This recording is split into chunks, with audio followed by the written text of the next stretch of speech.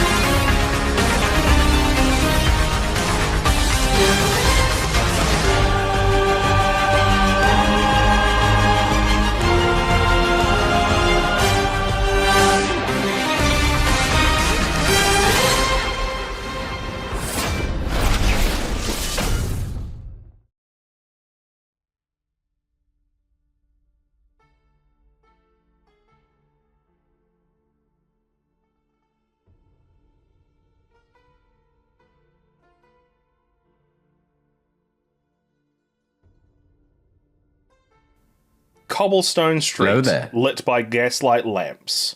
Carriages drawn by horse clomp down and echo across the slick streets. The carriage bounces over rough terrain, passing Whitechapel, as storefronts closed and a more salacious trade emerges on the night streets of London.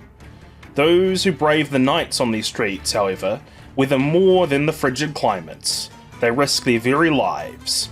Whispers swirl around of macabre tales of working Janes slain as of late, in a spate of killings from the diabolical Saucy Jack. And you know what they say about whispers, right? Let loose by those with their own motives and agenda, the game is afoot indeed. That is what this detective from 221B Baker Street is here for. Through following the clues and signs, the intuition and deduction of reasoning brought the great detective here to this raucous pub in the heart of the hunting grounds of Saucy Jack. The pints of Guinness were but a happy benefit.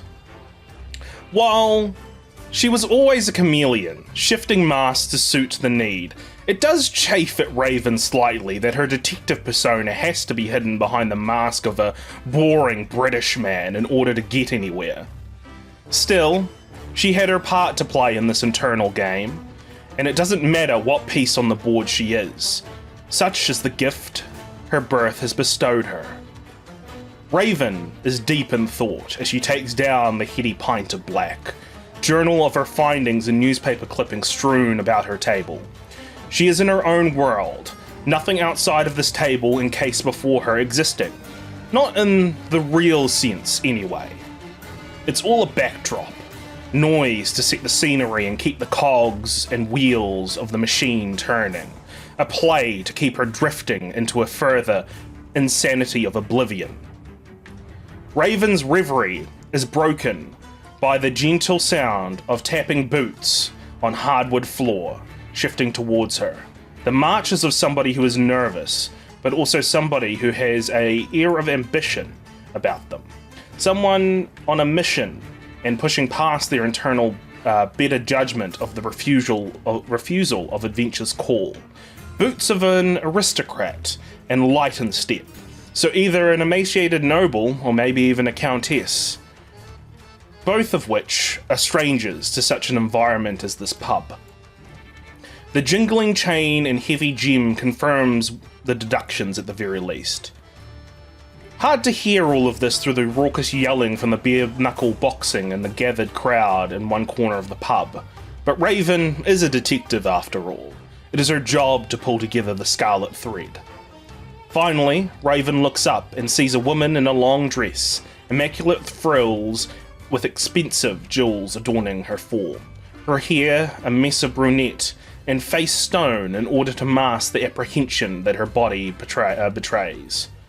Though the most striking thing, the one thing that Raven was not able to pull from the thread of auditory deduction, was the woman's eyes, clouded and milky white, blind, but somehow she was still moving with grace and poise, effortlessly weaving through the drunken crowd as she makes her way towards the great detective. The stranger stops before Raven and pauses a moment before finally speaking. Detective, I very much would like the pleasure of your ear tonight. My name is Irene Adler, and I am in desperate need of your services. Yes, well, it's lovely to meet you, dear. Holmes. Raven would offer her hand. Ah, yes, the great Detective Holmes. I have read much about you. She takes your hand and sits down. She says, what have you been looking into as of late, Detective Holmes? This and that, spate of robberies, did you say, Chris? No, murders from Saucy Jack. Murders by an interesting fellow they call Saucy Jack. Well, It is all just part of a bigger play, I believe.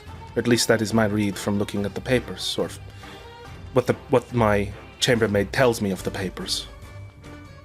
Oh, yes. And a bigger picture. What is your read on it then? Well, as we are both aware, Detective Holmes, masks are often worn to conceal the truth. And quite often, some of these masks are symptoms of a wider issue, a wider problem. That is what I'm here to talk to you about, Detective Holmes. To pull the thread and pave the path and weave through destiny's crossroads. Do you believe in fate, Dr. Holmes? Most certainly, Rat Adler.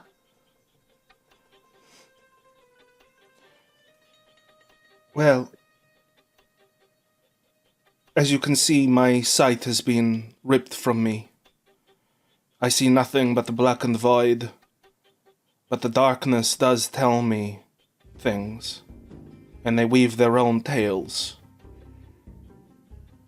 And what it has told me is that my case, while related to the case of Saucy Jack, as I said, is a wider symptom of a disease. A parasite that has embedded its way into the nervous system, playing sinister lullabies in vibrato. An enigmatic issue, but ultimately not the root of the problem that ails the world.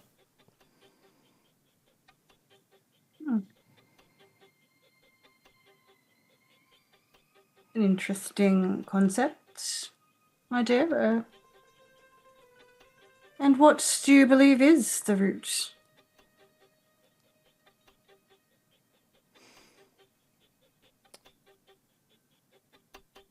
Well, that would be a fairly boring case if I was to tell you the answer now, no, Herr Holmes?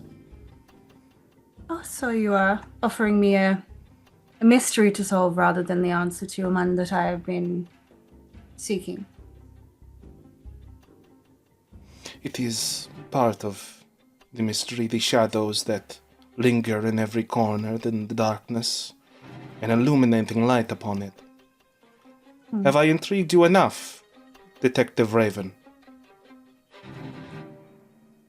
Raven pauses and kind of sits back to look at Lumen again. Interesting.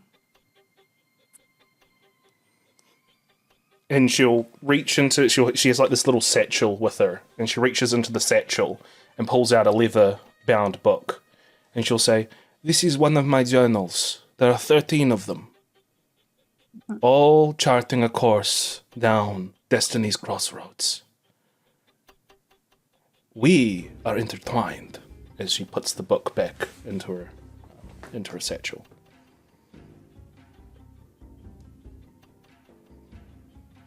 Are we now? Yes. You and the Sherlock, or you and I? I would hope that it would be the one beneath the mask.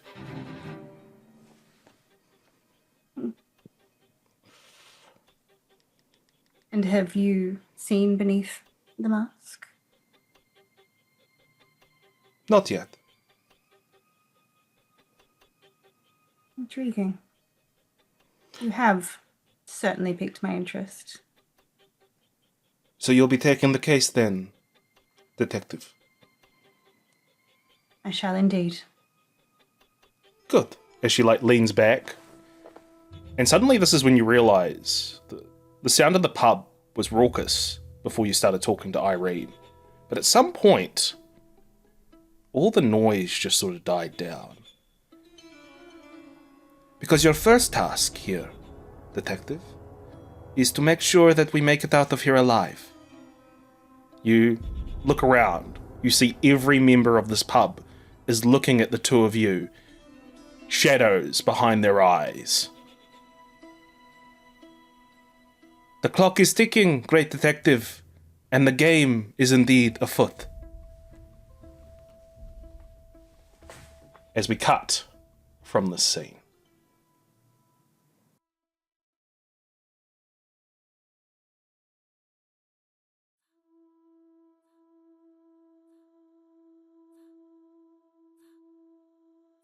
The sun rises over a pristine and lush green landscape. Raging waterfalls, dense foliage, moss-covered cliffsides, and spectacular mountain ranges dot across this verdant paradise.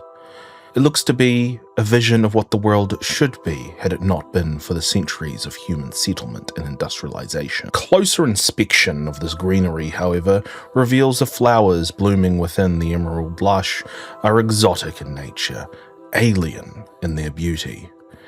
The calm scenery is interrupted by the thrum above as a small and sleek aircraft glides across the sky before making its slow descent down on a cliff face. Two figures emerge from the cockpit of this sleek, futuristic ship, standing in contrast with the nature that surrounds. They make their way to the edge of the cliff, overlooking the raging waterfall expelling within the lagoon below.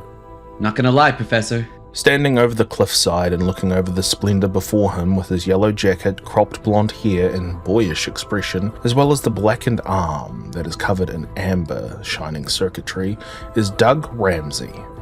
He has been known as a new mutant, best friend to an alien technocrat lifeform, and also possessing the uncanny ability of universal translation. He is the mutant known as CYPHER. I wish you told me we were taking a vacation. Would have packed a bathing suit and probably some sunscreen. Oh, that the world would allow those like you and me some respite from the toils of everyday life, Douglas. I'm sorry to say, this is not a vacation. Charles Xavier steps forward and extends his arm, wide smile over his face. Dressed in what appears to be safari-inspired attire, his tan coat, white polo, knee-high black boots, and pith helmet conjure an eerie mirror, a faded echo from the professor's past. This is Krakoa. Oh, cool. The secret island where mutants come to die. Fantastic. Excellent choice, sir. Is it wrong for me to expect more than sarcasm from someone whose mutant power is understanding and deciphering the nuance of any language? Am I sarcastic? A pregnant pause between the two takes hold. Xavier raises his eyebrow at Ramsey before the tension is cut short by curt laughter between mentor and student. Sorry, Professor. It's quite all right, Douglas. The days of Krakoa being our adversary are long past. It took some effort to understand the island, but eventually I was able to telepathically make a connection. The two travelers begin making their way across the green of the island. They push their way through the forest, brushing through leaf and vine, flowers blooming and craning around them. From there, the relationship between Mutant Island and Mutant Man has grown. Here we are. The two stop within the forest as Douglas Ramsey, universal translator, in whom holds the knowledge of all known language, finds himself lost for words. A giant tree trunk reaches into the sky of green leaves that lay within the clearing of this forest. Within the mammoth trunk is a face behind moss and vine. Say hello, Douglas. Oh. Hi there, big fella. Whoa, okay. No fricatives, which makes sense, but the layering is dense. More than I'd normally expect, and I'm picking it up, but I need more. Ask him something else, how he's feeling or whatever. How are you feeling today, my friend?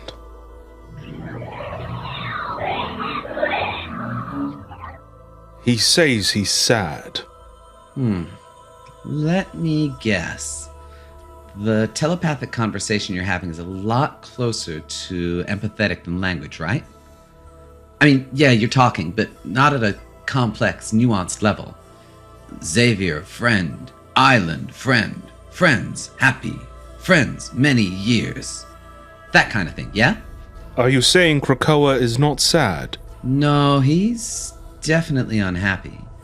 It's just a bit more complicated, deeper than that. Doug is in his zone, deciphering a foreign tongue, directly tapping into what the land is saying. He moves forward and places a hand upon the trunk. I'm sure I missed some of it, but we were Okara, the one land, ancient before that word existed, but not yet old in the way that they were old. The twilight sword of the enemy tore the world asunder, and what was one became two, Arakko and Krakoa. And from the chasm between them, from whatever wicked place they came, the enemy poured into this world. If not for the man who was not a man, the first mutant, the warrior god in blue, the world would have fallen.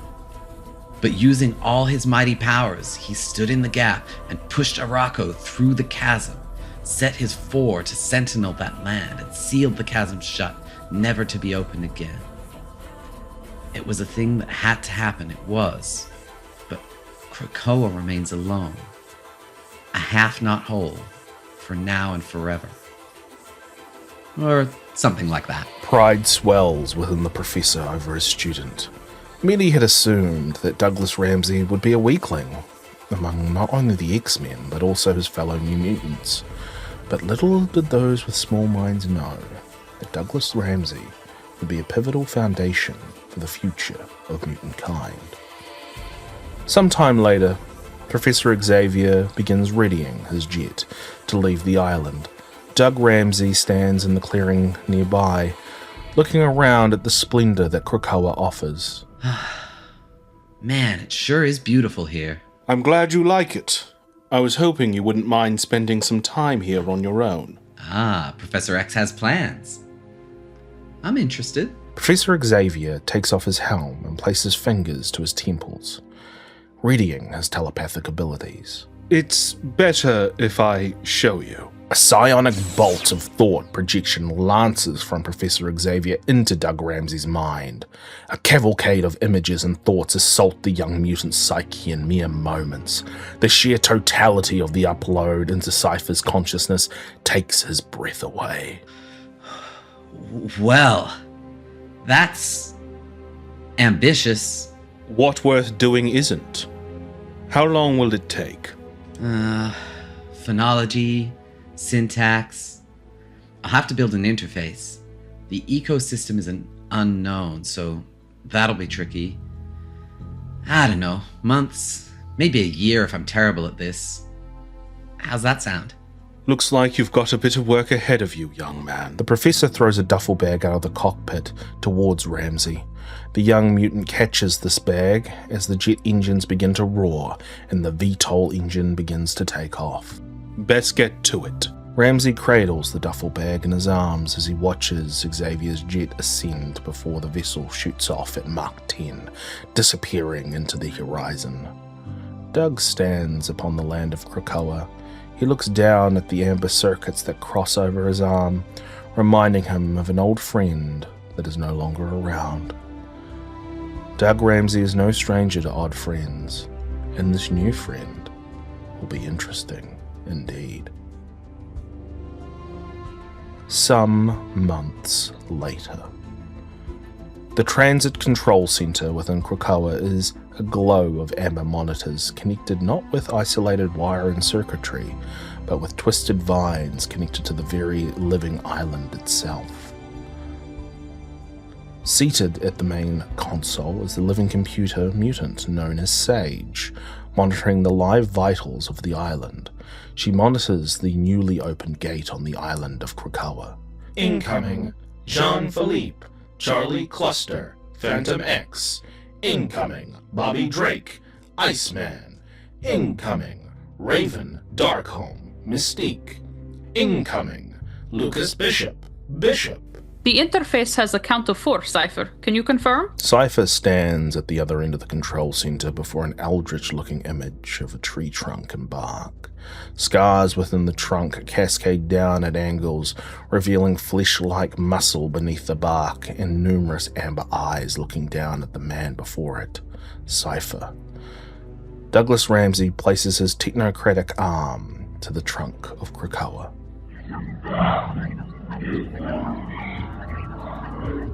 Checks out with Krakoa. See? I told you it'd work, Sage. Last week, you built an entire system to manage the traffic of the Krakoan network from scratch. And how cool was that? Coded in the language only you and the island can speak, bioengineered to run on light and not electricity. Yeah, I can't believe I doubted you. It's time you get with the program, Sage. You need to bury all that cynicism and replace it with good old-fashioned hope. The professor has changed all the old rules. Stepping out of a portal in the middle of the glade, our 4 mutants return. This mission, greeted by Professor Xavier. And we've entered a whole new world.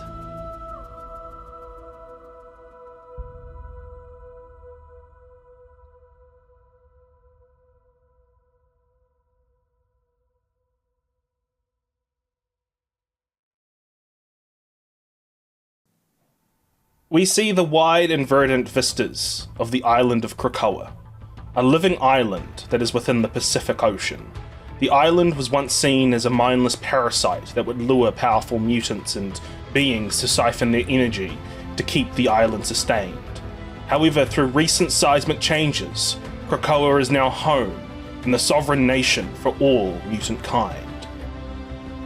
Through the lush forests, abundant greenery intertwined through root and vine, the panel shifts as we see resident mutants carefree and living in harmony on the land.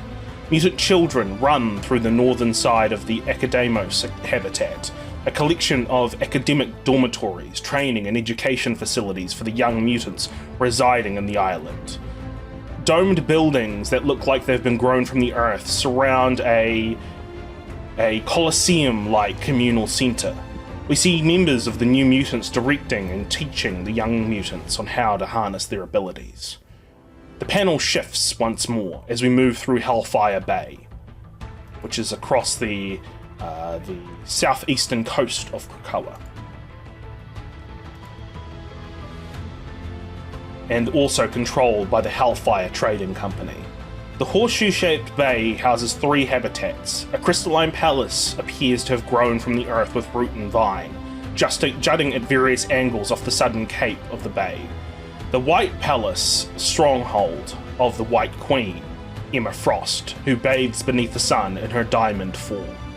A small island in the bay, formed from dark pillars of obsidian stone, is the Blackstone. This marks the stronghold of the Black King, Sebastian Shaw, with a tumbler of whiskey in his hand while he plots his next political maneuver. And finally, on the northern cape of the bay, is decorated with giant red mushroom tops growing out of rocky crags, is the Red Keep, home of the yet-to-be-assigned Red King. We move through Krakoa as we go to the House of X, home of Charles Xavier on the western side of Krakoa, a habitat within a large tree trunk, a hollow within the trunk before a cascading staircase leading further within the enclosure. Within, we get a rare glimpse of Charles Xavier without his cerebro helm, as he places the metallic helmet upon a techno-organic device, and it hums beneath. The panel shifts to a door with filigree of gold and ivory, leading into the lavish abode of a twisting root and vine, the House of M, habitat of the Master of Magnetism, MAGNETO. Finally, we see a montage of all the various other areas around the island. We see the Healing Gardens, where the Morlock, Healer, tends to the wounded on gurney of moss and bark. The Green Lagoon, a tiki bar operated by Fred Dukes, the Blob, who stands behind the counter polishing a glass while others drink in mirth and merriment. The Carousel within the centre of the island, sporting living spaces and high tree houses that look above the promenade below, that was being prepared for some upcoming festivity. Arbor Magna, where we see tree trunks embedded with strange amber orbs and the mutants collectively known as the Five, as they join hands in some sort of synergistic ability together. The Grove, and then we finally also see the Grove, which is home to the chambers of the Quiet Council. 4 segmented tables around a circle with 3 seats at each, 12 in total. Golden X in the middle of the circle of tables. Krakoa is indeed a paradise for mutant kind. The utopia of the living island is in harmony with its many inhabitants, a well-deserved promised land for a people so often oppressed by those that hate and fear. That now leaves our group of mutants, who were sent on a covert mission into the Arctic. Having arrived back in Krakoa some time ago through Planted Gate, our group of mutants are within the island. And I do have a very simple question for most people in this group, except for Mystique. Where do our mutants call home on this living island, and where may we find them at this time? So we're going to start of where on this island you would call home. So you should see this. You should see the island at this point. Where would each of you kind of call home on this bit of living land? I would be at House of X with Xavier. Okay, so you'd be around House of X.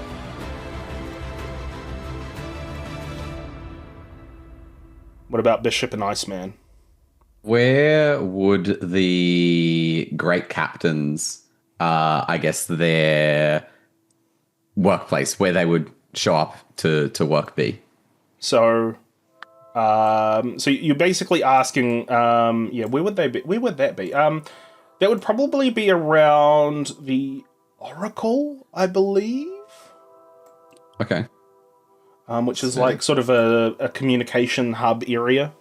Yeah, okay, cool. And is the Grove just like a garden kind of place? The Grove, yeah, it's like a garden place that leads into where the council chambers are, the quiet council chambers are. Yeah, okay. And is there somewhere that Bishop could live that's kind of near the Grove? Yeah, sure, we can say that. I think that he would have selected that place because it's close to, if there's an emergency and he needs to get to the situation room quickly, he can. But the Grove is a garden. It's a peaceful place. It's a place that symbolizes the aspiration that is underlying all of Krakoa. And so he wants to live and surround himself with that while still having the practicality of, hey, if something goes wrong, I can be there fast. Yep. I sent you a DM, by the way, Kieran. So just okay, cool. Cool. Yeah, and then Iceman. Where would Iceman call home on this island? I have an idea, and a backup in case, because I'm thinking, where would maybe you said this and I just got mixed up because I saw the other image that you put in there with the big ice thing for Emma Frost. Yeah, where the would that be Hellfire on the island?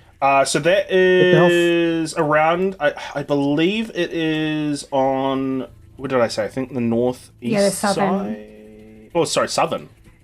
Is that what you said? I thought you said it was pointing to a specific. I could be wrong. Just double check. I'm just thinking about that image southern, and then looking southern at the east map. Coast.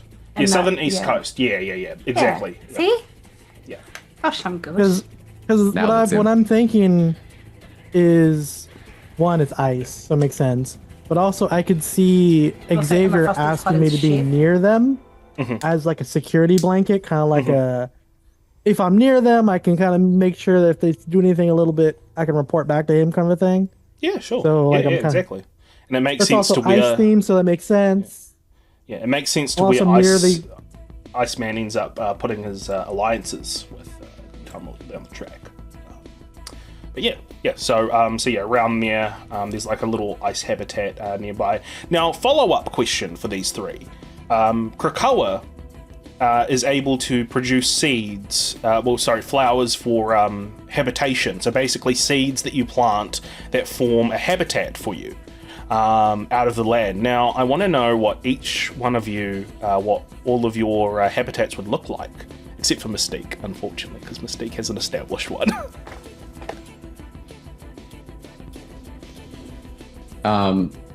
This is pretty broad, right? Because we've seen things that are grown with crystals, we've seen things that are grown with like root and vine, and I assume stone as well. Yeah. So it's pretty much can be made. It can be anything that you want, really. Yeah. As long as it kind of looks like it's grown out of nature, like in terms of like it has roots that come out of it that like twist around it. Yeah, I think similar to in that image that you showed us with the crystals with the kind of roots as, I guess, beams or support structures. would be bishops, but also he's got plenty of tech that he's brought in there. Yeah. Okay. So like a sort of a crystalline type fortress that maybe is more got some look from a distance might look like it's got circuitry or something, but when you come closer, it's like sort of glowing vines. Yeah. Kind of a deal. Yeah, like that. Yeah, that's cool. Yeah. Okay. What about ICEMAN and FANTOMEX? Mine would be like a museum almost to display the things that I procure when I'm out. Yeah. So it's like a wide. Is it like I've kind of got this image in my head of like a wide open like auditorium maybe kind of area that's like segmented in like corridors that are within sort of a wide rectangle, and then like at the very end maybe is where FANTOMEX's like living spaces that like looks over the whole thing. Yeah, that would work. Yeah. And then I'm picturing like an auxiliary unit to that big structure, a much smaller just auxiliary building. Yeah, that's just decked out to be like the go-to bachelor pad. Yeah. It's like so it's got like, you know, it's all very IA style, very like slick and modern, with like all the doodads and gadgets that are relevant to whatever era. Would it look like an igloo on steroids? Is what I'm wanting to know here. Like does it look does it look igloo-y, or does it not look igloo-y at all? I was thinking more Fortress of Solitude. Oh yeah, Fortress of Solitude. So rather than jutting out on an angle, like the White Palace, maybe it like is like a spire almost. Yeah, that goes up. Yeah, that's kind of what I was picturing. Yeah, cool. No, that's fine. The Wizard Tower. Yeah. Ice Wizard Tower. Yeah. Cool. And then finally we have Mystique, who I am going to describe to you what your habitat looks like. Your habitat is actually on this map here. It is called the Oracle. It is basically a little area in a sort of clearing that is on the surface looks like just a circle on the ground, like a dark circle. But when you approach Mystique, basically the dark circle begins to form a staircase that leads down into a spiral staircase, and you make your way down into like this sort of underground chamber, which is your living space. And it is, basically the stairs emerge from the rocks that lead to the lair below. And then within is an effigy showing the Mask of Destiny as it floats within roiling plasma that comes out of the island itself. That you often look to. So with that all in mind, with everyone kind of established of like where their sort of homestead is, I'm going to say it has been maybe like we're on the night, we're sort of at the night time of after you guys have arrived back in Krakoa. Professor Xavier had a conversation with you, wasn't too in depth, and then you've kind of gone off onto your own. Mystique, you've given the data to Professor Xavier that was on the data stick to look into. Where would we find our group? Would they be together? Would they be separate? What would they be doing? Would they be going somewhere? Would they be looking for someone? What's the sort of what's the sort of vibe and feel here? I think Mystique might have sought solitude, because of the fact that, you know, there was the whole vision of her dead wife thing. Mm-hmm. Just, you know, needing a minute to get away, to be on her own, to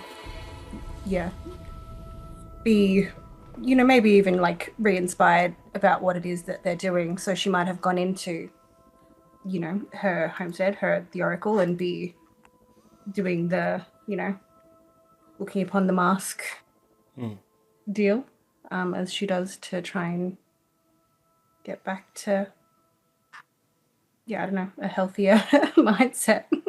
Yeah, so I mean, so you're looking at the mask here, you're looking at the Mask of Destiny, and it sort of reminds you of what's missing from this paradise. And is it even paradise if you don't have the one that you truly care for at your side? It's a question that you're wrestling with. Is there any specific thoughts that go through your head, or is it just kind of a general malaise of... Yeah, a general malaise, like, you know, there's the regret to a degree of obviously how everything happened. Just, yeah, seeing, her son as well has been a lot. So she's just generally speaking in a state of, I guess, dwelling or reminiscing, so to speak.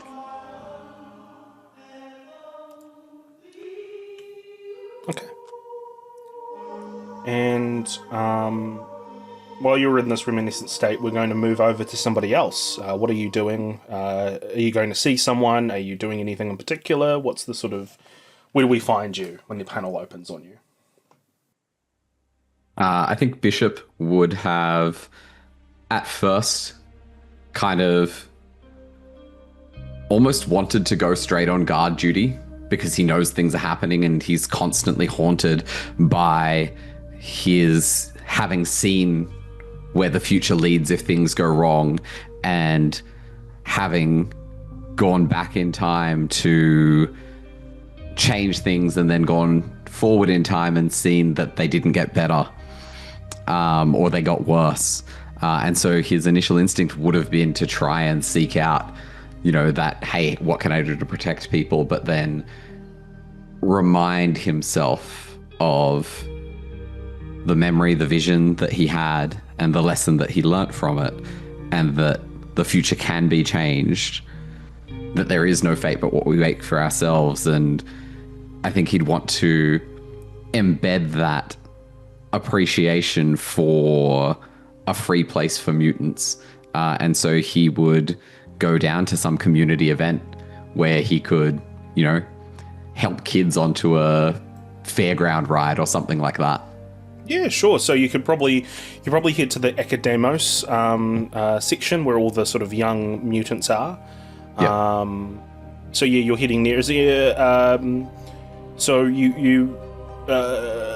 There's not really so much rides or anything like that. It's more that it's young mutants trying to get a grasp on their blooming abilities. Yeah. Okay. So you sort of you arrive there and you see that some of the new mutants are talking to the young'uns. In particular, you see Roberto da Costa telling some mutants some large tales about how great he is and about how amazing it is to be an Xman, and how one day if they apply themselves enough, maybe they can be as great as him and his best friend Sam. Then you also see some of the other new mutants sort of roll their eyes at this.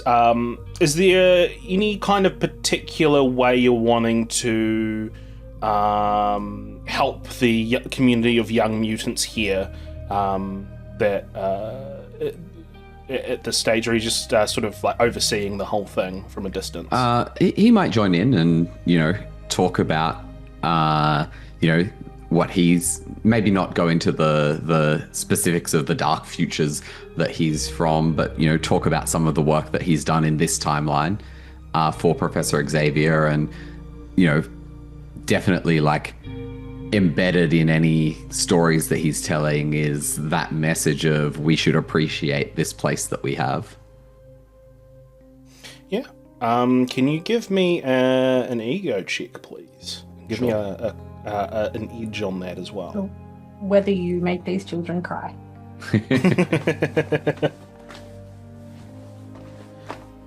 You've got an edge on that, remember? Yeah. Cool. Yeah. That's fine. Well, 16 is enough. Yeah.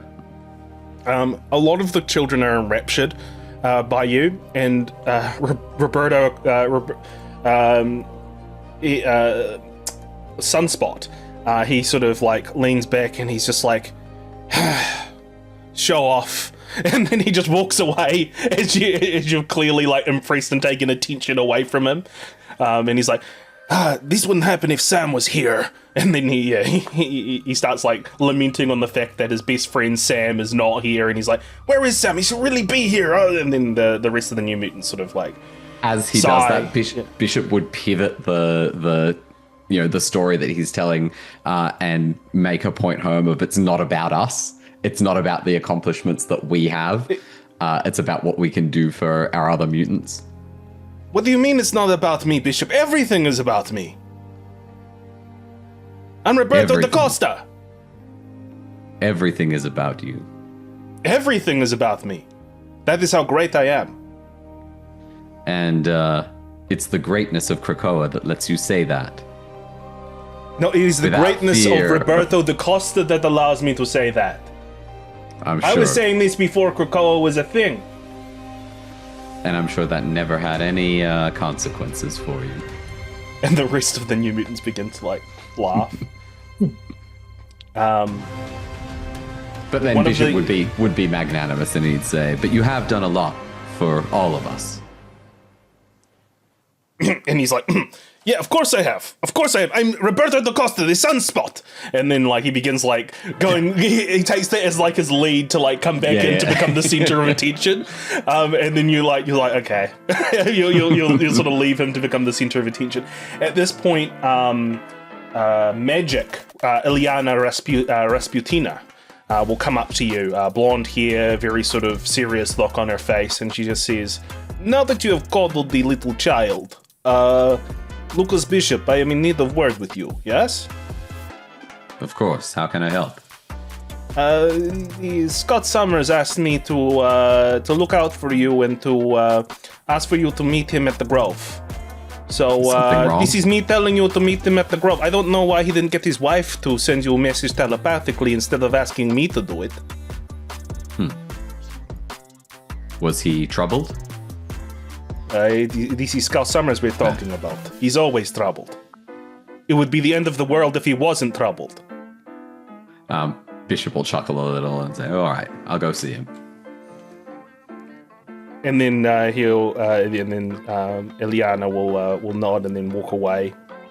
And then you make your way to the Grove. Meanwhile, we've got our two other members here, two other mutants. Whoever wants to jump in at this point to say what you're doing, go ahead. All right, I'm sitting in my bedroom. Probably on the edge of my lavish bed. I'm just wearing my mask and probably like boxer briefs with like hearts on them, just sitting there contemplating. I'm ever a man of three minds, and I've used my misdirection power, and all around me there's like people chattering and having conversations. I'm not listening to any of them. I have Eva out. She's scanning for things to steal, and it's also a pretense for her to scan where those mutant hybrids ended up. And then there's that other part of me that's thinking, who do I gotta shoot to keep this paradise real, alive? Well, I cannot answer that for you, Jean-Philippe. That is something you'll have to figure out on your own. But as for the mutant hybrid prime sentinels, there is something interesting that I have pondered over, if you do not mind indulging me, Jean-Philippe. Of course not. Well, ever since you returned to this waking world, you've had the world with you, but you've yet to check in on the world. Well, I fear if I check in on the world, I'm going to go back inside of it and not come out again for a long time. That's where I feel like I belong. Are you not the master escape artist, Jean-Philippe? Well, of course I am, but I'm trying to be more than that. Well, I just think it strange that we went to that place and there seemed to be technology similar to the world. And you haven't checked the world since you've been back. I imagine I have like an edge drawer somewhere and I'll pull it out and look at it. Are you suggesting that we unshrink it and go in? I could check for you if you're too scared. Yeah, but I'm not scared of anything. All right, you take the lead, Jean-Philippe. All right, just to show up, I'm going in there. Yeah, cool. So I'll say that you leave the museum to like a clearing, an open clearing nearby. You pop the little palm-sized dome on the ground, and then it just grows exponentially into like a larger dome. And then you're like, all right, time to enter the world. The panels open of this sort of mechanical dome, and you enter into a white void. And usually when you enter the world, it is initially like a white void, and then eventually things begin to fill out as your consciousness begins to connect with the world and creates a context for you. But this time, it's nothing. You're just standing here in this white void of nothingness. It's Eva. Is it all gone? What happened? Yes, it appears that the world is no longer here. So does that mean that technology is from our world? Perhaps. They've robbed me. Yes, it appears that somebody has stolen from the Master Thief while you were, for want of a better term, asleep. Okay, I'm definitely shooting some more people now. Well, sounds like a plan, Jean-Philippe. I guess we need to figure out exactly what's happened to your world and who would dare to steal from the most notorious thief of Europe. Is there like any can I even attempt to clear? Or is it just nothing but void? Nothing to... It's just a void. Yeah, actually, the only other thing within this void is Eva, who's actually taken like a sort of humanoid robotic feminine form shape. Where's weapon 15? No sign of it. What's his name? Automaton? No sign of Automaton. It's just there's nothing here other than the two of you. Is Eva able to contact him? Does she ever do that? I will attempt, though he is not the most conversational type. More we of better a learn. This painter. We better get painting then. I'll try my best, Jean-Philippe, as I always do. I'm gonna leave. This white void is making me feel uncomfortable. All right. Well, you wanted to go in. Well, if we didn't, then we wouldn't know that somebody had stolen from you. I'm just gonna leave in a huff.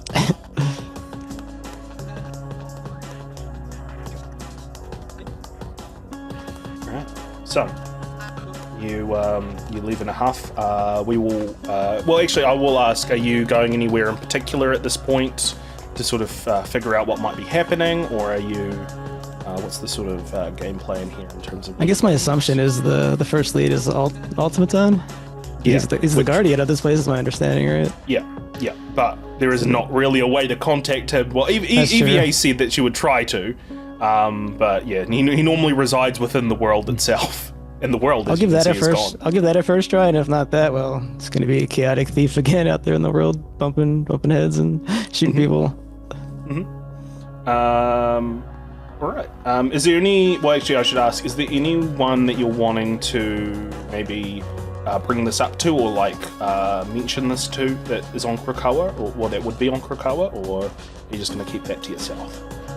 Is there like a tech person that I would talk to? There is Forge.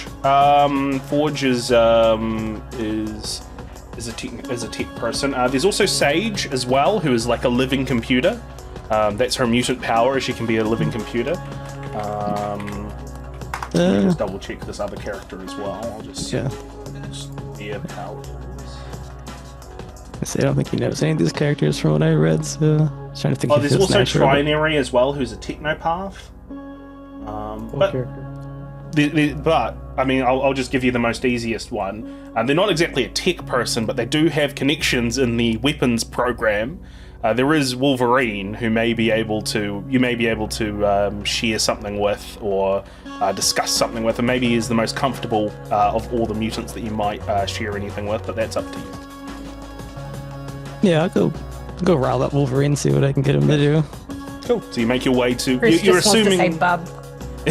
You're assuming he's at the Green Lagoon because it's where the mutants go to drink.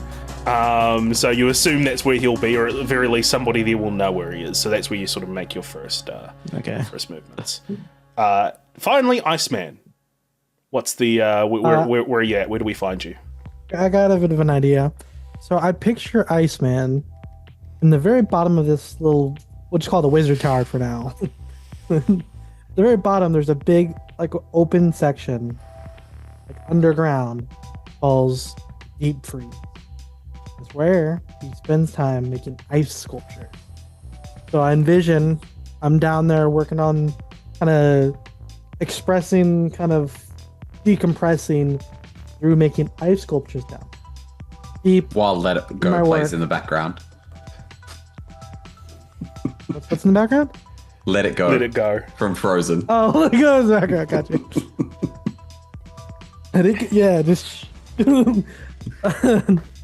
I'm just deep in their contemplative working on it, like so lost in it. And this is where I'm going to turn to you, DM. And maybe someone enters the scene. Like I'm just... Yeah. Sure. As you're sort of sculpting the ice sculptures, there's a voice behind you that just says, "Nice form. Ice sculptures are alright as well." As you turn around and you see that behind you is Simon Lasker,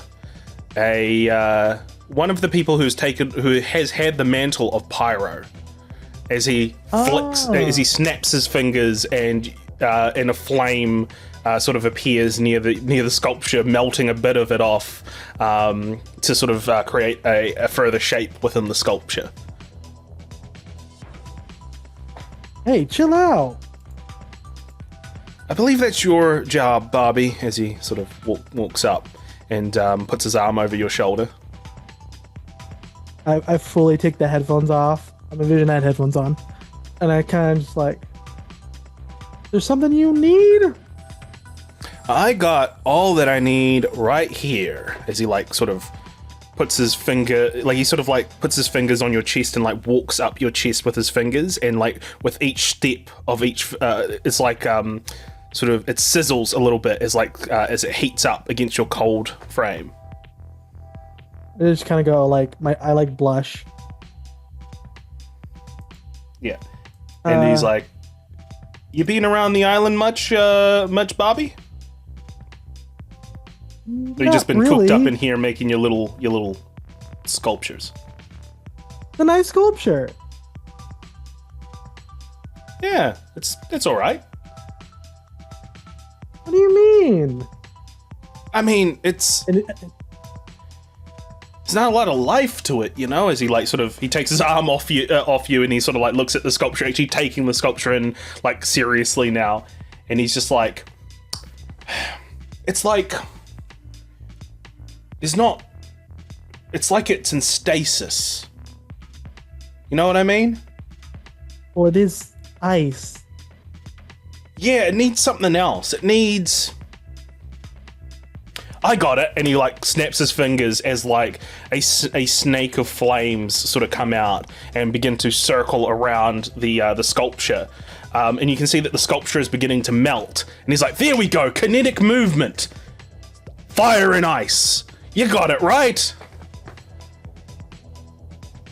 The guy's like, I just spent like 10 hours on that, but okay. And I just spent 2 seconds making it amazing. You're welcome. Sure are cocky.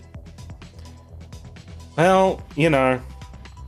Anyway, I was coming down to see if you wanted to, you know, hang out and get out of your little dungeon for a little bit, and we could have some drinks at the Green Lagoon or something.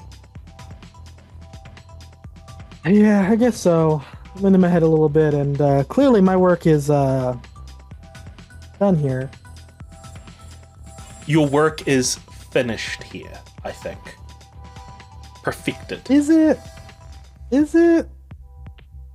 Let's let the court of public opinion decide, all right? As he like sort of like leads you out of the ice spire.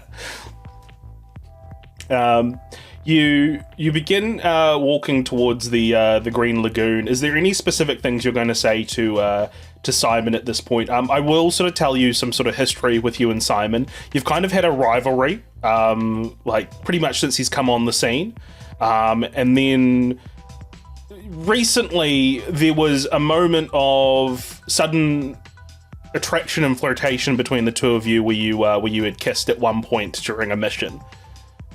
But like it was never really acted on other than that. So like, okay.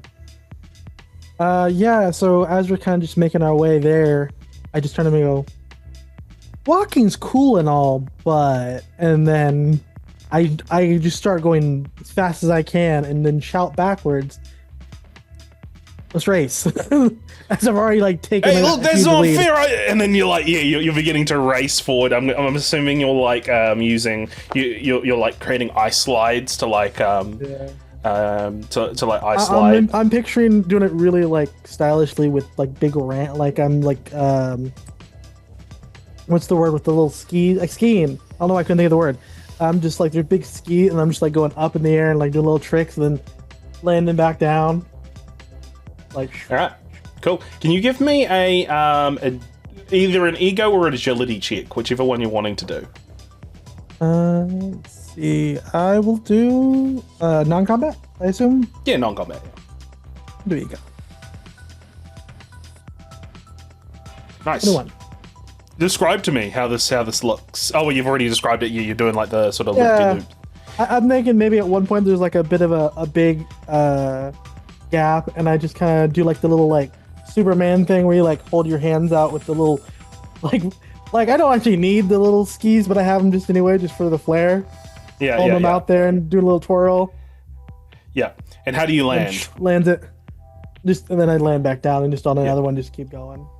You land down, you look back, and you see that you see that Simon is like running. He is quite far behind you. He's tried to use a little bit of like fire to like boost himself, but like every time he does, he stumbles forward like it's too much combustion behind him, and he very quickly gives up on that idea and he continues to run. And as you like sort of sigh, you stand up and you see that somebody is standing before you. A guy with sort of blonde hair, goggles, and a red and brown suit with what looks to be like a gas tank on his back, leading to like a shooter of some kind that goes down his arms. And he looks at you and he says, "What the bloody hell is going on here?" This is the original Pyro. St. John Alderdice. Who the bloody hell is that guy over there? What's he doing stealing my fucking gimmick? I mean, didn't you kind of steal that from that one dude? No. Pyro, I am the original Pyro. There shall be no replacements, especially that guy. I heard there was rumor that some young whippersnapper came out while I was cold and under, but you know, this is not on. This is copyright infringement if it's anything. Technically, you were the first to do this. You know. What do you mean I wasn't the first to do this? There was Human Torch. Oh, the dude was a bloody robot, mate. Wasn't always a robot. I mean, he was for a little bit, then he wasn't again, you know. Do you see myself covering myself in fire? And I bet you he thinks he's better than me because he can make his own bloody flames. And then, like, at this point, Simon catches up and is like huffing and puffing, and he's like, "Is that fucking true? Hey, you think you're better than me because you can make your own flames? Mate, it's not all about the flames, it's about how you sculpt them. Like, look," and he, like, shoots out, like, a big flamethrower through his, like, connected device, creating like a big giant flame dragon. And this guy's like, "Yeah, I bet you bloody can't do that now, can you?" I look towards the other Pyro. He's like, I mean, look, it takes a lot of effort just to make the flames, so I can't really concentrate on making them look like that. And you know, look, I thought it was okay to take your name because, you know, you were dead, and oh yeah, well, I'm not bloody dead now, am I? And then you see that there's like this argument ensuing between these two, and do you say anything to kind of break this up, or do you just allow these two Pyros to argue with one another? Anything, I would be edging it on, trying to get the two of them to have a who can do it better. Yeah. Can you give me an ego check? Yes.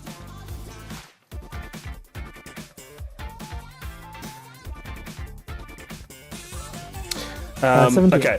Yep. Yeah, he'll say, "That's bloody it, mate. All right, you want to come after me? You want to come after my gimmick? We're gonna meet in the we're gonna meet in the Coliseum, and we're gonna see who the real fire starter is. All right." I go behind. For now, we'll call him Pyro 2, and I kind of like start massaging his back and like whispering, "You got this. You can beat him." And look at that! You're teaming up with the bloody X-Man! Not only just an X-Man, but ICEMAN, who's the exact opposite of what we can do! You're not even... You're a pretender, mate! And then he'll just like walk, and the first pyro will just walk away, and he'll just say, "See you at the Coliseum, you sissy!" And he walks away. And he's just like, "Sissy? What? Like, what kind of a..." Yeah, these boomers are kind of weird. Yeah, I honestly, I thought he was dead, so I don't know why, I guess, he's around, so. I mean, you don't want to be shown up by a boomer. You can't make your own flames now, do you? And what is that anyway? That accent, is he British or something? I don't know. All right, well, I thought it was Australian, but like an Australian putting on a British accent. Is it near Germany? Australia? Yeah. And then he'll go, No, all it's right, not. Bobby, I got a fight coming up, so have a good night. And he'll like walk away. What about her? And like as he's walking away, what about her drinks? Yeah, and that's where we'll cut away from this scene as we go over to Mystique. Now, Mystique, you've done your meditation, you've done your quiet contemplation. What's the next move for you? Look, I don't know, I get the impression that she fairly well sticks to herself anyway, but she might go for a drink or something, Yeah. just generally speaking. Head over to the Green Lagoon. All right, we'll cover that in a moment. Meanwhile, we have Bishop heading towards the Grove. Now, Bishop, you make it to the Grove. As you sort of open the doors of the council chambers, you are maybe expecting Cyclops to be there, but instead, sitting in the center on the X is a form that is like knelt down and meditating. Somebody in a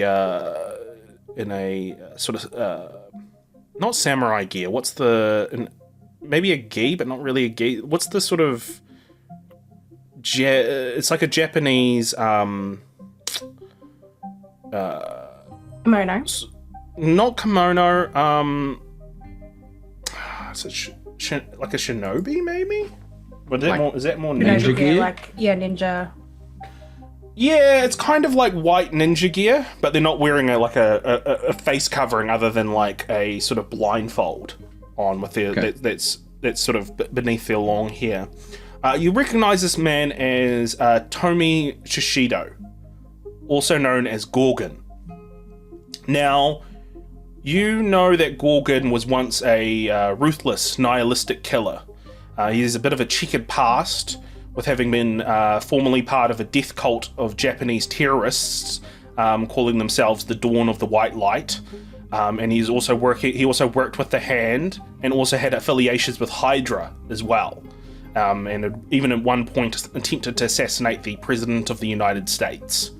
But you now see that he is just meditating here on his own. No sign of Scott Summers or anything there. It's just you and him. You're sort of at the doors, and he's just meditating in the center. I think Bishop would wait. He's not here for Gorgon. He's been called here to meet with Scott. Not a man of many words, Bishop-san.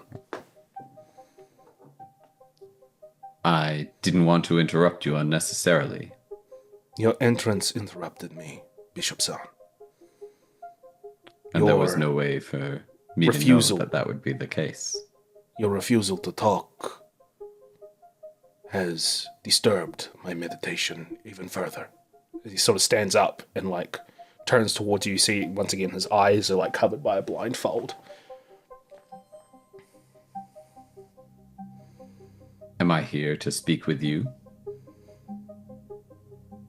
No. I suspect Scott Summers has summoned us both here for particular reasons. Though I do not know why. Then we might be working together. Does that bother you? No. I've seen those with darker pasts do good in the world.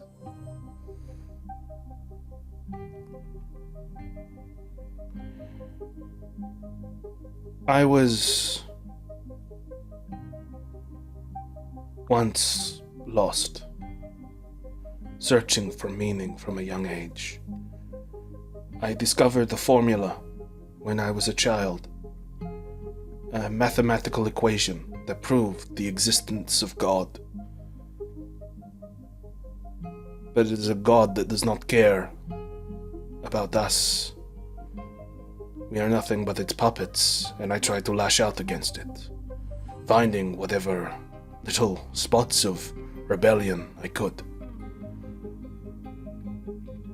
But rest assured, despite my past, I have found new purpose here on this island.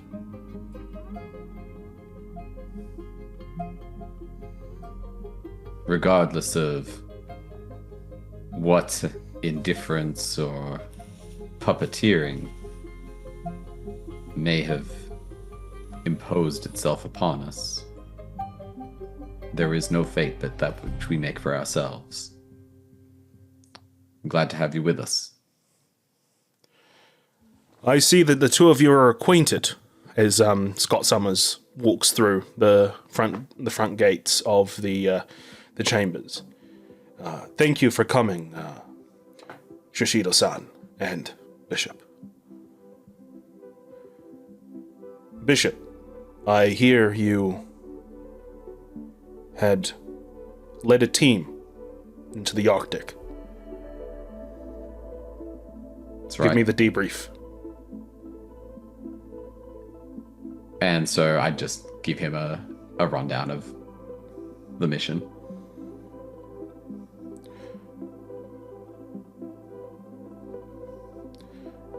Interesting.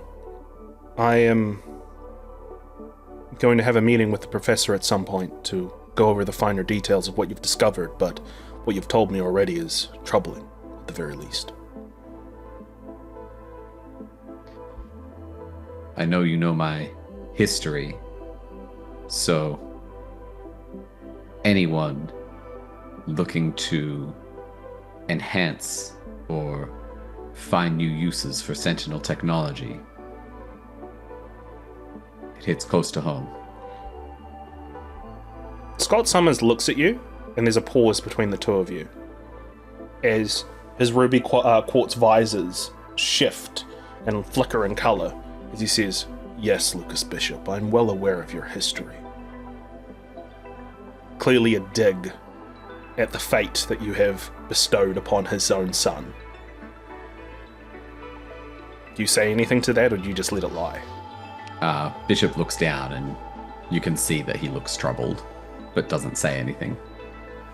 But I'm willing to put that past and move forward with the best of Krakoa's future in mind. And I see that the two of you are willing to do the same as well. And then at this point you hear another voice sort of come out of the darkness say, if you're so melodramatic, Scott, and if you were just wanting me to watch you and Bishop engage in some soap opera bullshit, you didn't need to ask me to come here. Krakoa has a cable connection. I could have just watched it on TV. Juliana, glad you have also joined us. As she sort of joins the two of you, and the three of you sort of stands before Scott. And he'll say, "The professor has granted me a position here in Krakoa as Captain Commander. I take that position with honor and pride, and I will be the first in line of defense for this fledgling nation. But every great captain needs those that they know can do the job as subordinates. So that's why I've asked the three of you to be here. To be great captains of Krakoa, Gorgon, Magic, and Bishop. Each one of you will be responsible for ensuring that Krakoa is left safe. Gorgon, you will be looking after the Quiet Council, being the bodyguards for the Quiet Council. Magic, you will look after the young ones, making sure that they learn their powers and don't get into too much trouble. And Bishop, you always had a keen eye for the future. You are to make sure that any threats that are growing within Krakoa do not manifest." What do you say to all of that, Bishop? Threats growing within? Internal security? We are in paradise, Bishop. We are all welcome here. As once again his visor just sort of like shines once again.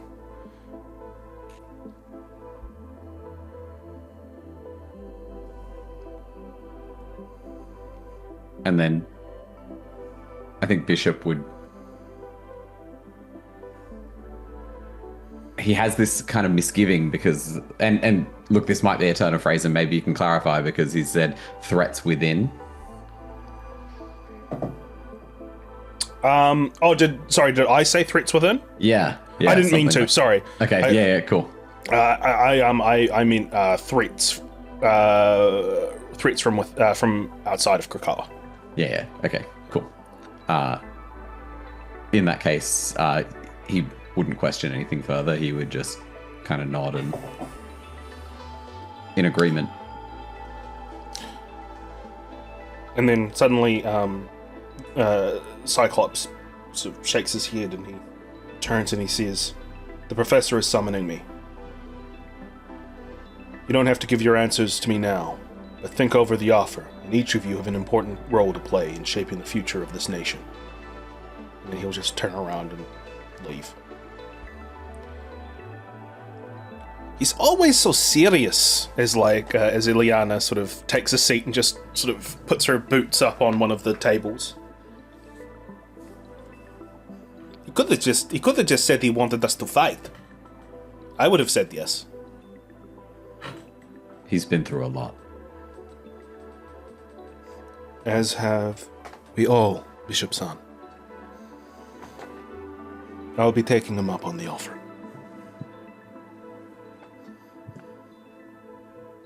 As will I. Well, looks like we are going to be one big happy family, yes? Da? As Ileana kicks herself off the seat and puts her arms around both of you. The great captains of Krakoa! I think Bishop can't help but have a little smirk appear at her enthusiasm. I think it is time to celebrate, yes? Time to get shit-faced and go to the Green Lagoon. As she, grabs her big giant sword and just, cuts within the time-space fabric, creating a portal leading out of here. And she's like, "Let's go get shit-faced, nah?" I'm glad you've been chosen to teach the young ones, as he steps through the portal. What do you mean? I'm responsible with my own power. It takes a lot of effort to open a chasm between planes, to go to another place. And even if that other place is just a little bit... What, sorry? He says, and you don't need to be sober for that, as he hands her a drink. Yeah, and then you guys just walk through the portal to the Green Lagoon. Meanwhile, I believe everyone is kind of converging towards the Green Lagoon at this stage. So, I'm going to do a little roly roll here. So give me 2 seconds.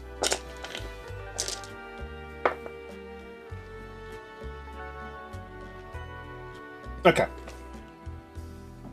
So, FANTOMEX, as you're sort of walking up to the Green Lagoon, there is a you hear the you hear first you hear like a sort of like whirring noise across like over a hill as this sort of like egg-shaped looking robotic form with like big giant painted on lipstick like lips and big giant eyes sort of like comes over and then trips over and then begins rolling down the hill towards you.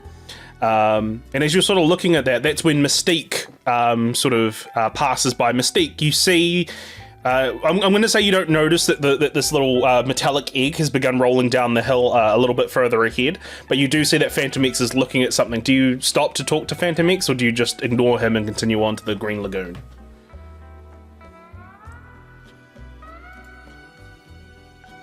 Should definitely pause next to him and kind of follow his gaze, and if not verbally, like specifically just like, huh, as she kind of notices the thing rolling down the hill.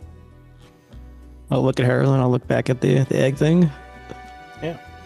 It gets back up on its like little tiny legs and it begins continuing to waddle towards you, and he just says, "Help! Help! Help! It's Peter! He's gone crazy!" As she like runs up to the two of you, and she just says, "Mystique!" And then she looks over at you and she's like, "I White Deadpool?" Friend of yours? How dare you? and she just says, "How dare me? How dare me? You don't remember me, Raven? I'm Nanny." And like you look at her. She's she is a robot, but you do remember that there was a point in time that Magneto had made a robotic nanny to look after the Xmen after he had captured them at one point. It was like humanoid in shape, but this one seems to be more egg in shape than human. But you're like, maybe that's the nanny that she's talking about. I just met you and I already want to forget you. What? Sorry, what did you say? What did both of you say? I didn't quite catch either of you. I said you've lost weight. And I say, I just met you and I already want to forget you. How rude of you! My name is Nanny, and I look after the little babies, specifically Peter, who is very, very upset right now, and I'm not sure why, and I'm worried that he's gonna hurt someone. Right. Where is Peter? Peter's just up there over the hill, but you gotta be careful, because he's very, very, very powerful. The boy doesn't understand his own powers. Alright. And what does Peter look like? Oh, he's a beautiful little boy. He's an angel, an absolute delight. As she begins like leading you up the hills, she's like, "He's so adorable. He's such an adorable little boy, my little Peter. But he is prone to temper tantrums every now and then, especially when I don't read him his lullaby stories and his bedtime stories. And I read him his bedtime story and I went to go put him to sleep, but then he just woke up and started being crazy." Wow, I see. And where is he? Yeah, and then that's when you get to sort of the apex of the little hill that she climbs up, and she's like, "Oh, my servos ain't exactly what they used to. Hang on. There he is," as she like points down to the little clearing, as you see like this big hulking man in what appears to be an Iron Man type armor, sort of like screaming and wailing, and he's just like, "It's not here! It's not here!" That is a full-grown man. No, that's my little Peter. He's so innocent. He doesn't understand what he's doing. Manny, sweetheart, maybe go have a drink. I'm going to go talk to. Oh, I'm a robot. I don't drink unless you got any oil that's around here. I mean, I'm sure someone has some. FANTOMEX?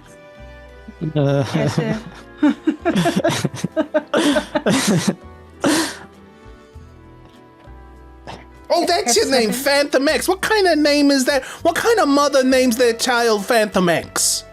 I'm gonna kick her back over, and then I'm gonna walk over to Peter. And she begins rolling down the hill. And then you're just left with the form of this like big giant looking, this big hulking looking person that looks to be in like some kind of Iron Man type armor that is just like, it's not here, it's not here. What's not here? You're Peter, I understand. Yeah, I'm Pete. As he looks down, he's like, do you have it? What are you looking for? I'm looking for my teddy bear. Oh. What? Nanny said that she would bring it with us when we came to the island, but I think she forgot it in the orphanage. I put out my hands and a teddy bear appears. My misdirection powers. Mr. Pixie! As he goes and like grabs it, and you see that you'd see the illusion as well, Mystique. You see that he's holding this teddy bear, but yeah, you know that it's gonna disappear as soon as you guys leave. But he's like, now I can go to sleep. Thank you very much. Are you? And he like looks down at you, FANTOMEX. Are you Santa Claus? You giving you giving presents to good kids? I've been a really good boy this year, Santa Claus. I only killed 5 people. Wow, only 5? Better than 6, I guess. Yeah, it's better than that, and it's a lot better than what I used to do. But now I got Mr. Binksy and everything's all right. And he's like, oh, and where's Nanny? Nanny needs to read me a bedtime story so I can go to sleep. She's definitely on her way back, I think. And at this point, you just hear from the distance, oh, Peter, you found your little bears. She like begins like waddling towards them, and as she like reaches, she's like huffing and puffing, as like you can hear her servos begin to click and whir. And she turns to the two of you and she just says, that was very rude, mister. You do not kick a lady down a hill. They're not very gentlemanly at all. Who taught you manners? I gotta clip you over the ears. As she like tries to reach up to smack you in the ears, but you're too tall for her to like reach up. Mystique would help her get to his ears, by the way. Oh, thank you, dear. You've always been a polite person. As she like smacks you over the head, FANTOMEX. And let that be a lesson. Next time you do anything bad, I'm gonna put you over my knee and smack you right on your bottom. And you should. He needs it. And then at this point, Peter will come in and say, yeah, Nanny gives very, very hard bottom smacks. You don't want that. Mm-hmm. Take that as warning.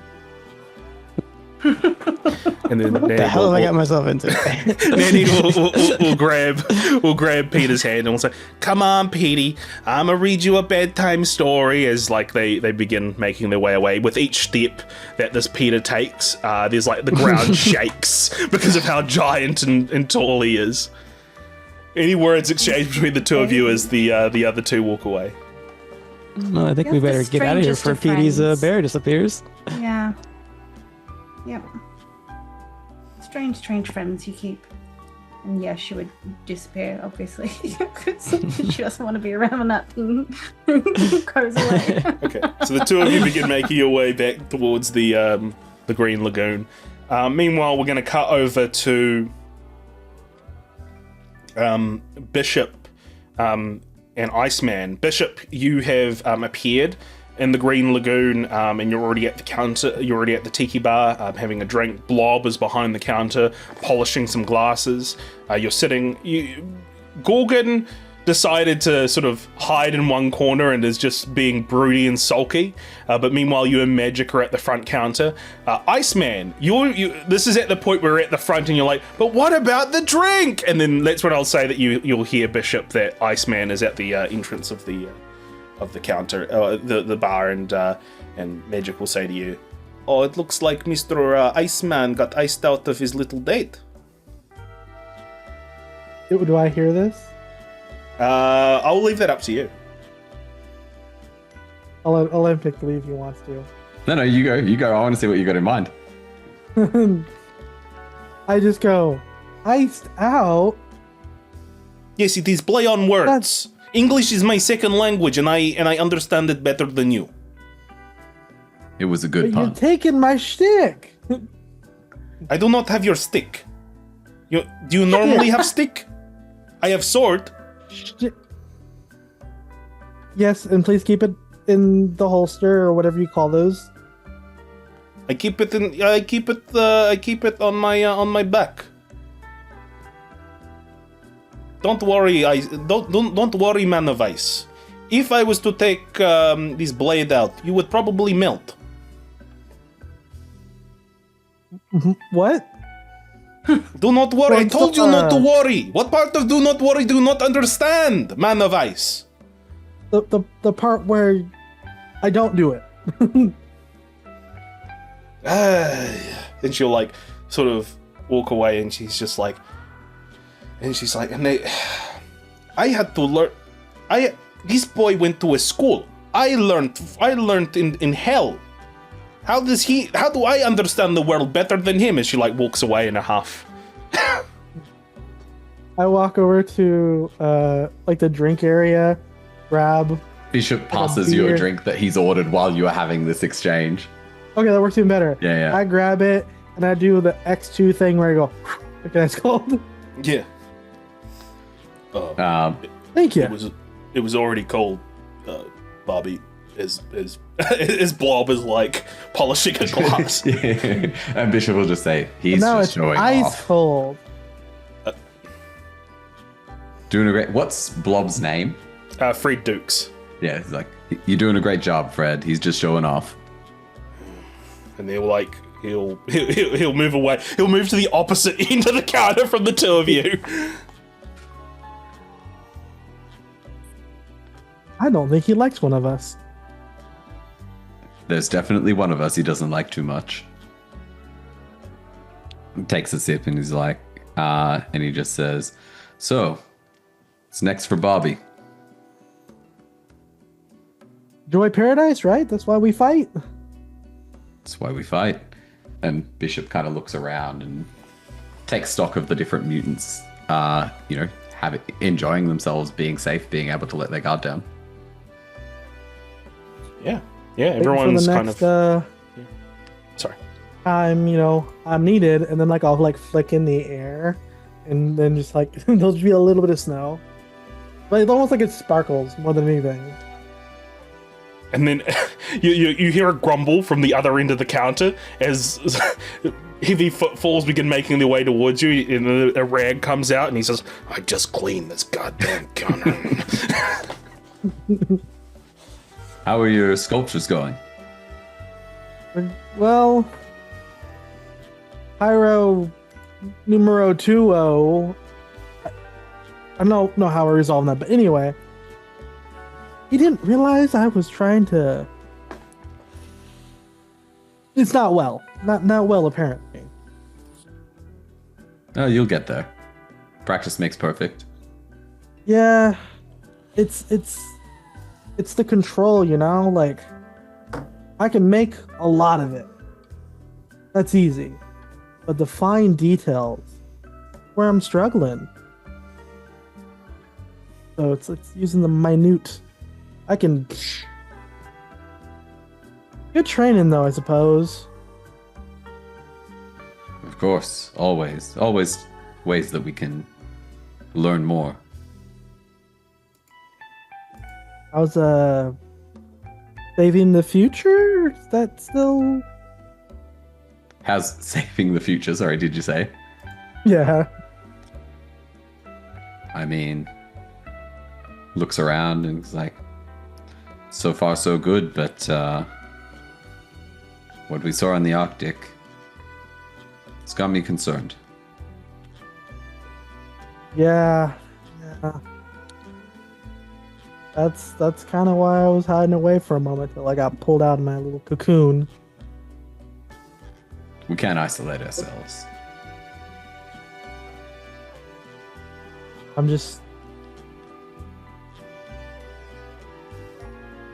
worried. We're this close to everything, but yet still so far. Worry tomorrow. Let's enjoy tonight. Cheers to that, and I'd like hold it up Ting. and clank his beer. As these words are shared, the panel shifts over to Mystique and FANTOMEX as they have continued their trek towards the Green Lagoon. Is there any conversation that the two of you will be having, or is it fairly silent as the two of you make your way to the Green Lagoon? I think normally I'd like the teaser, but my mind is just so on the being stolen from. Yeah, I think that, Mystique is fairly good at reading people, so would kind of usually be as well, giving a light-hearted jostling, but has kind of clued into the fact that he's in a mood, so to speak, so is just kind of watching. So it is at this point that the two of you are interrupted by the smell of fire and brimstone suddenly appearing before you as BAMF! Nightcrawler teleports in front of you, Mystique. And he just says to you, Raven, is what I'm hearing true? That depends on what you're hearing.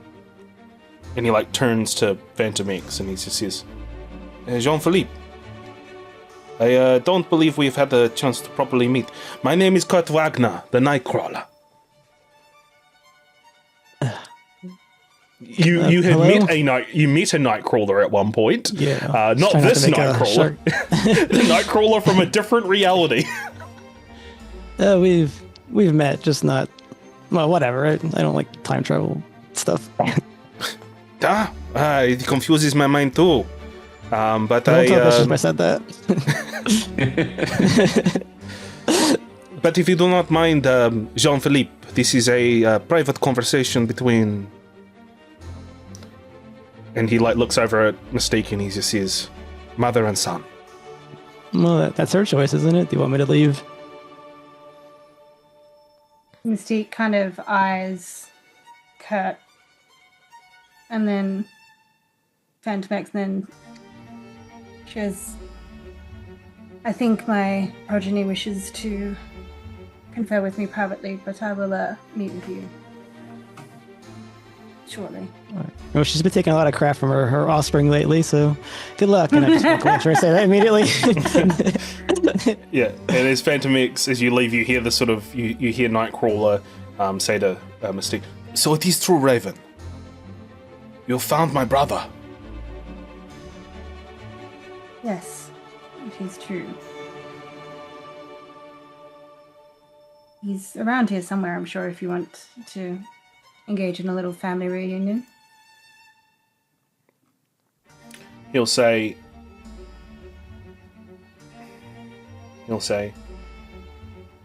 how was Graydon? As vocal as always. I see his spirit hasn't been crushed, which is good, huh? I suppose, in a manner of speaking. Alright, perhaps we should get my sister as well. Do we think that that's absolutely necessary? I don't know that Graydon... Raven, you have broken many lives through your actions. Yes. This is a chance, divine providence, for us to finally reunite and make things better, to mend. I don't think that you quite understand exactly what your brother is like. I understand hatred. I have lived with it my whole life, Raven. Blind hatred like towards this. what they don't understand. He is a hurt child, Raven. And we must mend it together as a family, to make our house whole again. He is a grown man who wishes to wipe out an entire kind of people. Ah, but why does he choose to do that? Hatred, I already told you. Yes, but hatred is born from something. It doesn't just grow out of nothing.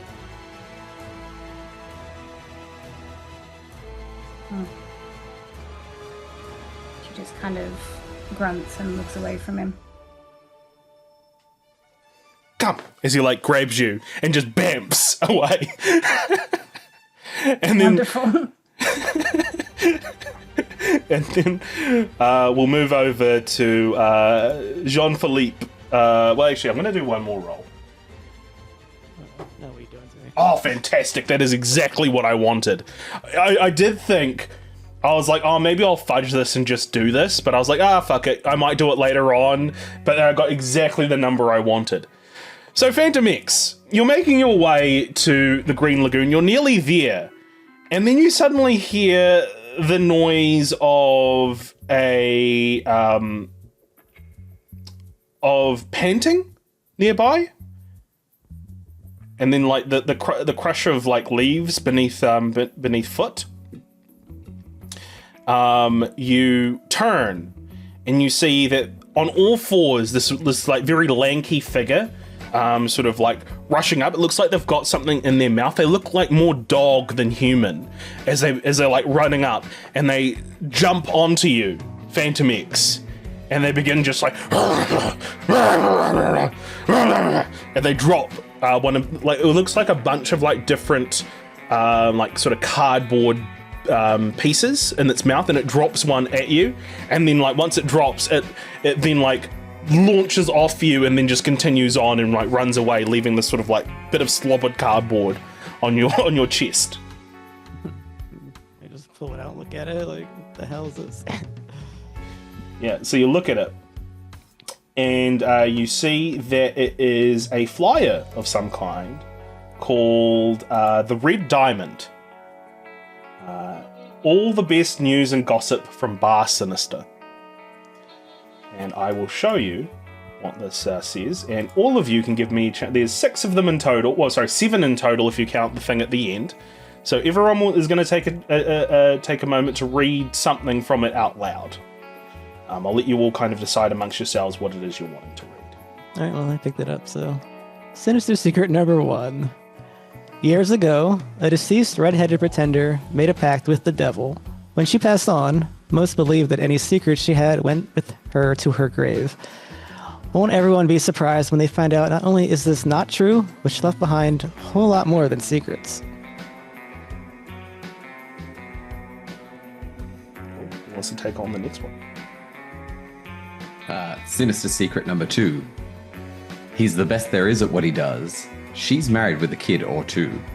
The husband knows exactly what's going on, but who is he to point the finger? He's up to much the same and more. Maybe this is just the new normal on the mutant island? Sinister Secret number 3. 2 brothers jumped out of a plane. For the longest time, until he was discovered, many wondered if there was a third. If you were told there were more, would you believe me? Probably not. Secret number 4. For years, this fittest of all mutant has routinely surrounded himself with a particular numbered entourage. These hangers on stick around for a while until they are eventually replaced with newer, more exciting members. What most people don't know is that if the original members returned, these pretenders would be dropped so fast their heads would spin. Alright, 3 more to go.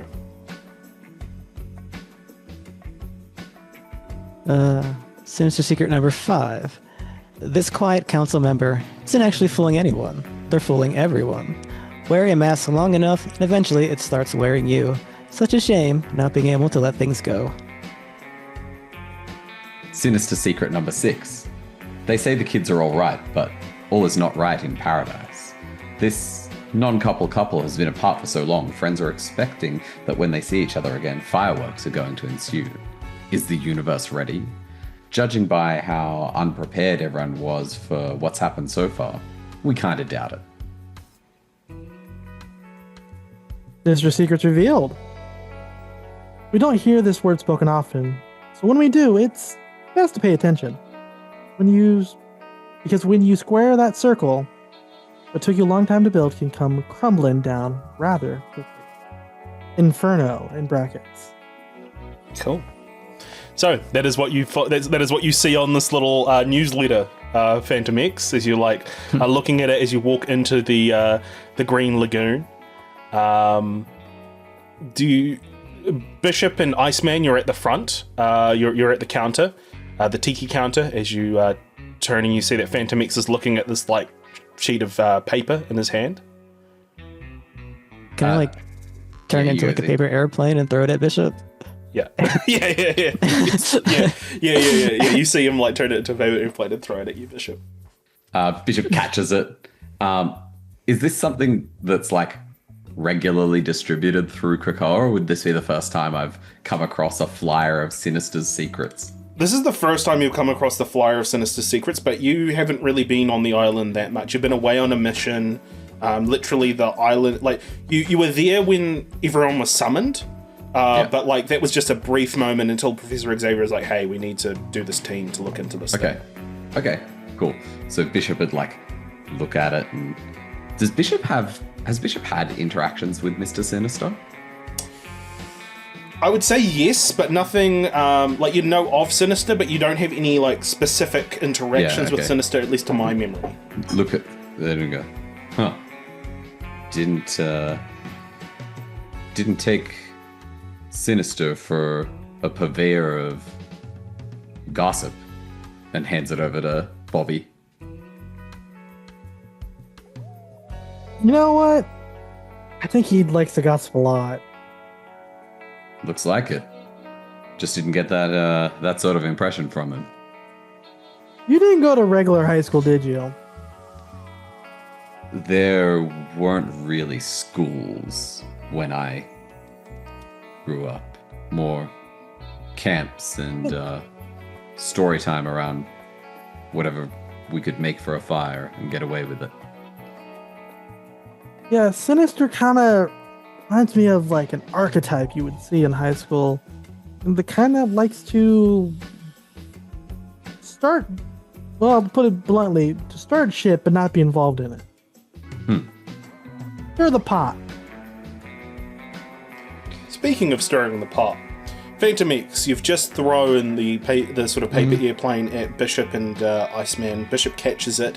You're about to approach them when suddenly you hear behind you that says, "You don't belong here, runt." You turn and you see that Sabretooth is leaning against like one of the the pillar in the entrance of the Green Lagoon. I'll make like a misdirect. Wolverine, do you mean him? No, not you. You know, Krakoa is welcome and home to all mutants. Last I checked, you weren't a mutant. You're some genetic freak grown in a lab. So you don't belong here. You want to take this outside? I've been having a day. We're already outside, stupid. As he like looks up at the sky above. Bishop would walk over as this is It's a metaphor, stupid. This doesn't concern you. We're all welcome here. All mutants are welcome here. This one's not worth the effort. Come, let me buy you a drink. No, this one is worth the effort. Because I heard some rumors that he was not only liaising with my woman, but also messing around with our kid. I'm literally called the Mutant Man of Mystery. What are you talking about? Mutant Man of Mystery, no mystery here. I've seen your guts. I've seen your innards. You got no mysteries for me. I messed around with a lot of women. Who's your woman? The one that can become any woman you want. Oh, buddy, you got it bad if it's Mystique.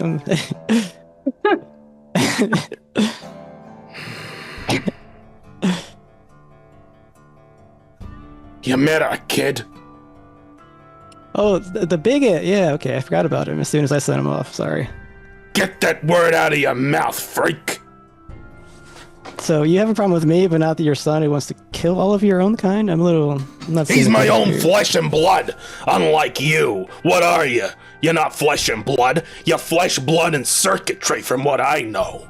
Maybe I ought to cut you up so we can dissect you and find out what makes these sentinels tick. I'll take a step back and pull both guns out in the air. Whoa, everybody chill out. Oh, and here comes the kid with the jokes. Always with the jokes. What a motley crew you are. A baby murderer, as he looks over at you, Bishop.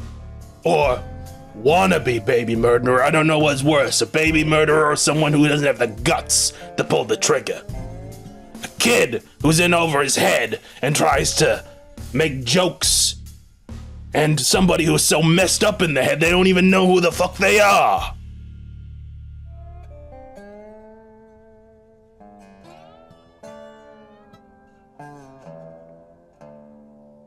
Does anybody say anything? Should I shoot him now or what? If you go to move, Bishop's going to kind of stand in front and hold your weapons away. This isn't a place for settling grievances. Yeah, that's right, Bob. As like you hear a snit behind you, and you see that Wolverine has sort of stood up and is walking towards the group, and he just says, "Back off, Creed. Leave LePew alone." He's just like, "Runt. You're all meat. But, Frenchie, you bought my child here. Maybe I oughta pay him a visit." As Sabretooth puts his claws on the sort of bamboo sign, and you see him scrape a claw line over the bamboo sign as he walks away. I just holster my guns and shrug. So, Wolverine, I was looking for you. Thanks, Logan. And goes back to the bar with Bobby. You were looking for me, LePew? Somebody stole from me. I wondered if you could help. Who could steal from you, Master Thief? Well, I was away for a while. You know, helping your boss, borrow my body. Yeah. So what did they steal from you? Something important? A jewel? A crown? They stole, and I kind of grandiose, they stole the world. Oh, that's bad. It's just a white void. We're looking for leads. I'm gonna go bother some techie people, unless you can help me. Look, Chuck is gonna... I'm hearing word that Chuck is gonna put us on some kind of mission coming up. But, if the ones that we're after are connected to what's going on, I'll make sure to look into it for you, LePew. Alright, what's with all these rules lately? I thought we could, shoot people all we wanted. What's going on? Feeling a little stifled. It's part of, Chuck's vision for how things should be.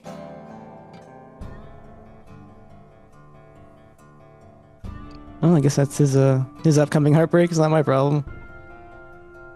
Yeah, well, that's usually the cross that Chuck bears as he makes his way to the counter with sort of joining Bishop and Iceman, and he'll just say, "Next round's on me." Forge really gotta learn how to start brewing this stuff. It's getting harder to smuggle this booze into the island with all of these freaks that are starting to pop up around the gates. I'll snatch one. I just pour it over my head. Unless anyone wants to say anything further to Wolverine, he will walk away at this point to go back to his... But yeah, is there any conversation that the three of you are going to engage in at this time? So we go, do something about Sabretooth? He's probably gonna piss Mystique off, and she's already having problems. She can handle him. I'd be more worried about what she'll do to him if he says the wrong thing. And as soon as I say it, I forget it. There's a lot of fighting. Sorry, what did you say, SeaGoat? I said for Paradise, there sure is a lot of fighting. Something we're always going to have to work for. But wouldn't be Paradise if we couldn't all have our own opinions. And at that, we are going to cut away to a bedroom in the middle of in one of the coasts of Krakoa, is both Remy LeBeau and his wife, Anna Marie LeBeau, in bed in each other's arms, talking about various things about the future and how Remy's like, oh, maybe we should make more children, huh? And then she says, I don't know if I can even. And he's like, oh, well, maybe it'll be fun trying, eh? And then as they go for the kiss, that's when Nightcrawler bamps into the middle of the bedroom as they all just kind of scream. As Mystique is just kind of like, what? as both Remy and Anna Rogue are in the bed, and Anna's like, Mama, Kurt, what are you two doing here? Really, Kurt? Well, we needed to bring Rogue, nah? No? Yes, but we could have... We'll give you two a minute. And she would drag Kurt out of the bedroom into whatever living space they had. Yeah. And then after a few moments, Rogue will emerge dressed up, and she'll say, now what's so important that you and Kurt have to bust in the middle of me and Remy's place? As a cat sort of like brushes past. You see there's a lot of cats around this place as well. Kurt? Raven has found Graydon, and he is imprisoned on the island. I figured that we could talk to him, no? And with that, Rogue's demeanor changes slightly as she like folds her arms and she just says, and what about you? What do you think of this, Mama? Do you think this is a good idea? Truly, I don't know, but my judgment hasn't exactly been the best in these situations, now has it, historically? That we can agree on. And then with that, Nightcrawler will say, I love it when family all agrees with one another. Come, let's go and be happy family. As he like puts his arms around both of you and then just bamps away once again. You appear, you bamfed once again into the, into like a sort of cave that has like got vines coming off the walls. The prison grotto. As you hear sort of a conversation up ahead as Nightcrawler begins leading the way, and you hear that Jean Grey is like is in this down further in the cave, and she says, "It's hard to push through," and Graydon just says, "Don't have an aneurysm, darling, trying to crack this nut. Orchis made sure none of you freaks could rattle around in my head." And then Jean says, "He must have been implanted with impressive psi blockers. I'm getting absolutely nothing from him." And then you hear a voice say, "Try not to strain too hard, dear. I'm sure even if those psi blockers were not in place, you wouldn't be able to see much anyway. Mr. Creed is not exactly the intellectual type." As you come around the corner and you see both Emma Frost and Jean Grey standing before Graydon Creed as he is like imprisoned by a series of vines that wrap around him. Perhaps you should try taking him apart to find the side blockers. Oh, look! It's Mommy Dearest and her little freak children. Just missing the brute and we have a touching family reunion. Don't worry, I'm sure he'll make his presence known once he is made aware you're here. Oh, I look forward to the reunion. And Jean turns to you, Mystique, and also to Nightcrawler and Rogue as well, and says, perhaps we should give you all a moment. Emma, come with me. As they go to walk away, and then Emma says something along the lines of, "Oh, and just when it was getting really interesting. Oh, could have gotten some really juicy gossip out of this," as she like walks away with Jean, leaving the four of you there. Do you say anything at this point, Mystique? To Greg? What a touching sentiment to begin this family reunion. That's what you've always been about, Mommy. You've been a loving figure in my life. I especially liked it when you tried to kill me and murder me in cold blood on stage. That was real touching. As opposed to all the times you've tried to kill and murder innocent people in cold blood purely for being associated with the X gene. I calls it like I sees it. You're a blight. You're a cancer that needs to be cut out. Mm-hmm. Lovely. There are lots of hurt feelings here. And we have said many negative things. Graydon, I beg of you to look within the goodness of you and let go of this life of hate, and we can all live together. And then Graydon will just laugh and he'll say, together! All live together as one happy family, except one big problem with that, fuzzy elf. I ain't like one of you. Is that what it is? Is it jealousy that drives your hatred? Raven, you shouldn't. And Kurt will pull you aside and he'll say, Raven, you shouldn't push this as an attack. It should be a moment of healing. If that's what it's to be, I fear I will need to take your lead. Listen. and Kurt will kind of pull you and Rogue aside, sort of a little bit away, and he'll say, Graydon probably knows stuff that he's not letting us know. So at the very least, if we can get him to see the light, if we can get him to see the path of redemption, then perhaps he'll be working with us.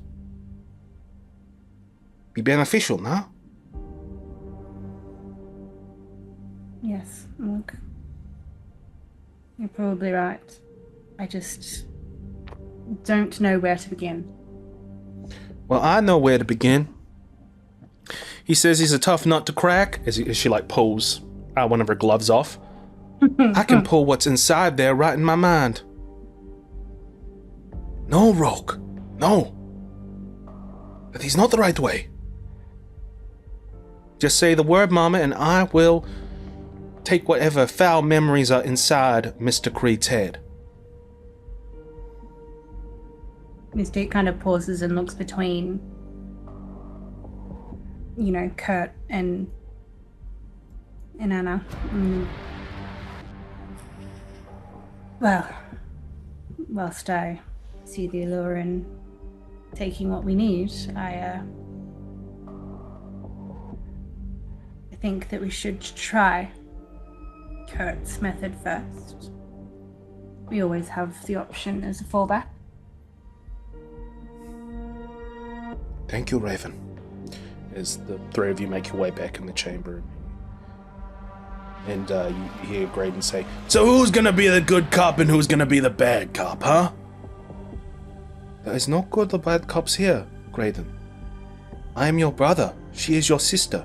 That is your mother. We are all family here. And sure, you may not hold the X gene like we do, but it does not mean we are not blood. Isn't that right, Raven? He's right. Touching. What, you think you're gonna give me some love and compassion and I'm gonna spill my guts all over the floor?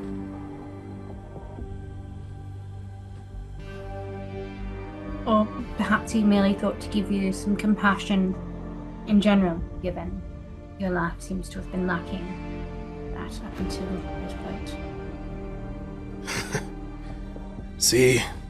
All you muties, you all act like you're superior to us. Like you're better because of your powers. But really what it is that your powers mask you for how weak you fucking are. Not willing to do what's needed. You don't have the stones to do what's needed. I am willing to do what's needed. You don't. And that's why you'll never win. So you perceive me as not being strong enough, then? Not strong enough to fight humanity, not strong enough to be a mother, not strong enough to save those that you love.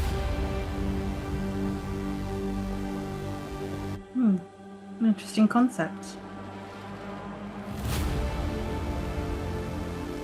Mama, I've had enough of this. As like Rogue begins to move forward, I'm just gonna pull this from this sicko's head, all right? And she goes to reach over to Graydon. Kurt is not going to stop her. Do you stop her? No. All right. She touches Graydon's head, and you see this power sort of like go into like you see that Graydon sort of like struggles against the grasp as Rogue begins to absorb the memories. Suddenly, she screams and falls down to the ground and begins screaming and like clutching at her head. What do you do? I'll go to her to try and see what's wrong. Obviously not touching her skin, but trying to wake her. Yeah. You sort of shake her from the shoulders and she's just like kind of screaming. If you, I won't be able to do it justice, so I won't do it. But if you can imagine what the Xmen, the animated series Rogue screams would be like, and she's just screaming like that on the ground, you're sort of shaking. And then you hear a booming voice behind you that just says, "Step away from her, Mystique." You turn, and you see that standing there, having emerged in the grotto, is Apocalypse. He walks forward in a slightly different attire to what you're used to. He's wearing like a sort of roby type form that looks almost like sashes around him on this coat. Step aside, Mystique. And she does. She does step back, despite her instincts all telling her to stay with her child. She understands. Apocalypse, this Anna Marie is hurt. Rogue will be fine as long as you follow what I tell you to do. As Apocalypse begins like drawing a circle around where Rogue is. He will say, it appears that Mr. Creed has been implanted with some type of defense by these humans. A clever trap, but primitive in design. As he continues to like make these sort of like shapes and like he makes like a sort of a cross where sort of the center of it is where Rogue is, and then there's like 4 points leading out of the cross, obviously, and then at each point there's like a different sigil or symbol, sort of runic thing that is carved in, and he just says, Mystique, Nightcrawler, take your points. As he like points at like 2 different points of the of where to stand. Do you say anything, or do you do anything, or do you just follow his lead? Do as I'm told, yeah, at this point. Nightcrawler will step forward and he'll say, Apocalypse, what are you doing? We have to say... What do you think I'm doing, Mutant? This is a chance for us to save her, but only if you do what I say, and I very much would rather not that she is lost in the vortex of thought and the trap laid by man. She's a pivotal part in my future designs. Kurt, take your spot, please. Miss Gray! As Apocalypse sort of stands and like takes one of the other points, Jean sort of comes in, and then Apocalypse sort of orders her to take another spot. As you're all sort of standing in like this sort of like it's like a circle, and then there's another circle, and in the middle there's like the cross and the different points, and you're all standing there. Apocalypse will look at all of you and say, we must all bind together in communion of transcendence. I must admit that this is a poor coven indeed, but we must work with the tools at our disposal. For if we cannot adapt to our weakest components, we are not fit to survive. Miss Gray, you shall be fire, the connection of life between us. Nightcrawler, you will be air with your mastery of space guiding the way. I shall take the role of Earth, unmoving, steadfast, and eternal. And you, Mystique, as is appropriate, are water, fluid and ever-changing to face the challenges before us. Rogue shall be our conduit through the tempest that tethers herself to Graydon Creed. Still in the tethers that are in place with Graydon Creed are still in place, and we shall attempt to sever it.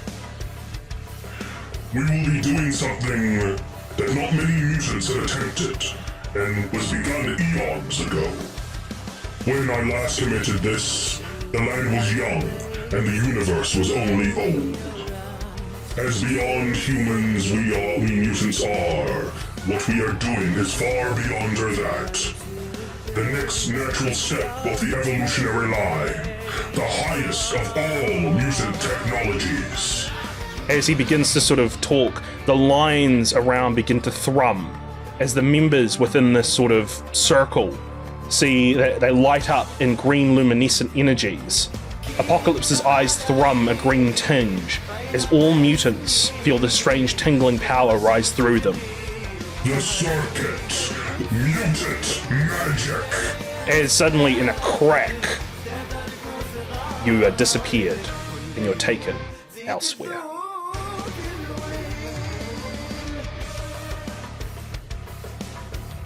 House of X will be back shortly.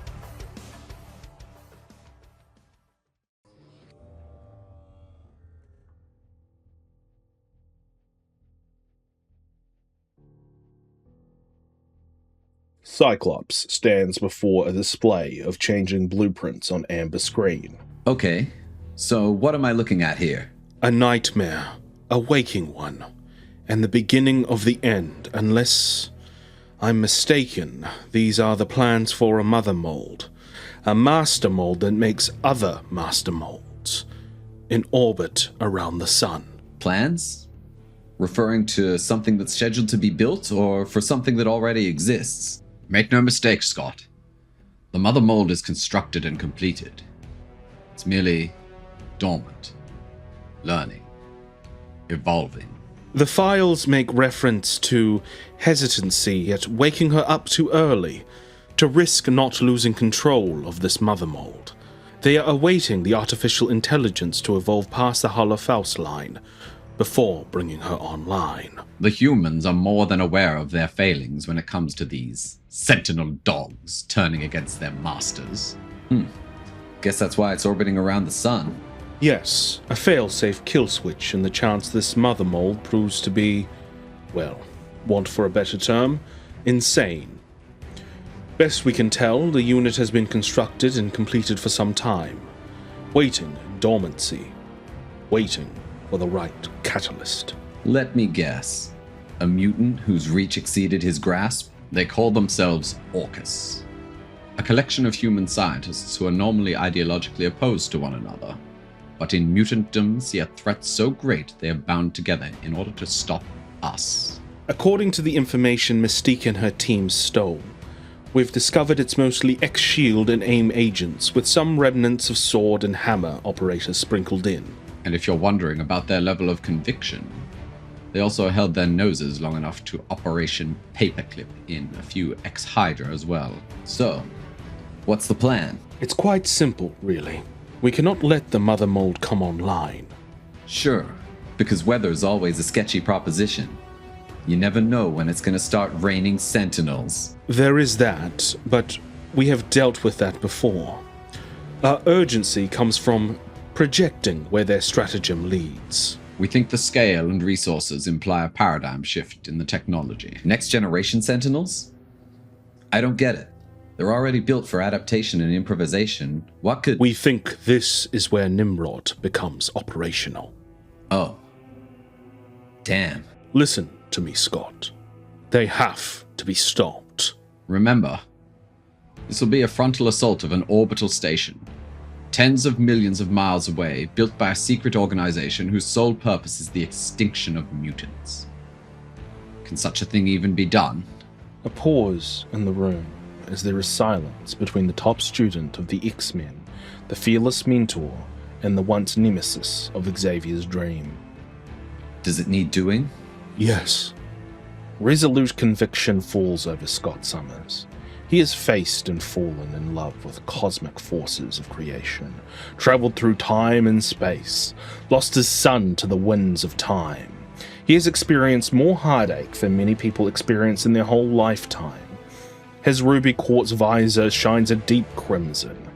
In this moment, he doesn't just say these words. He believes them with all his heart and soul. It is more than a promise. It is prophecy. Then, it will be done.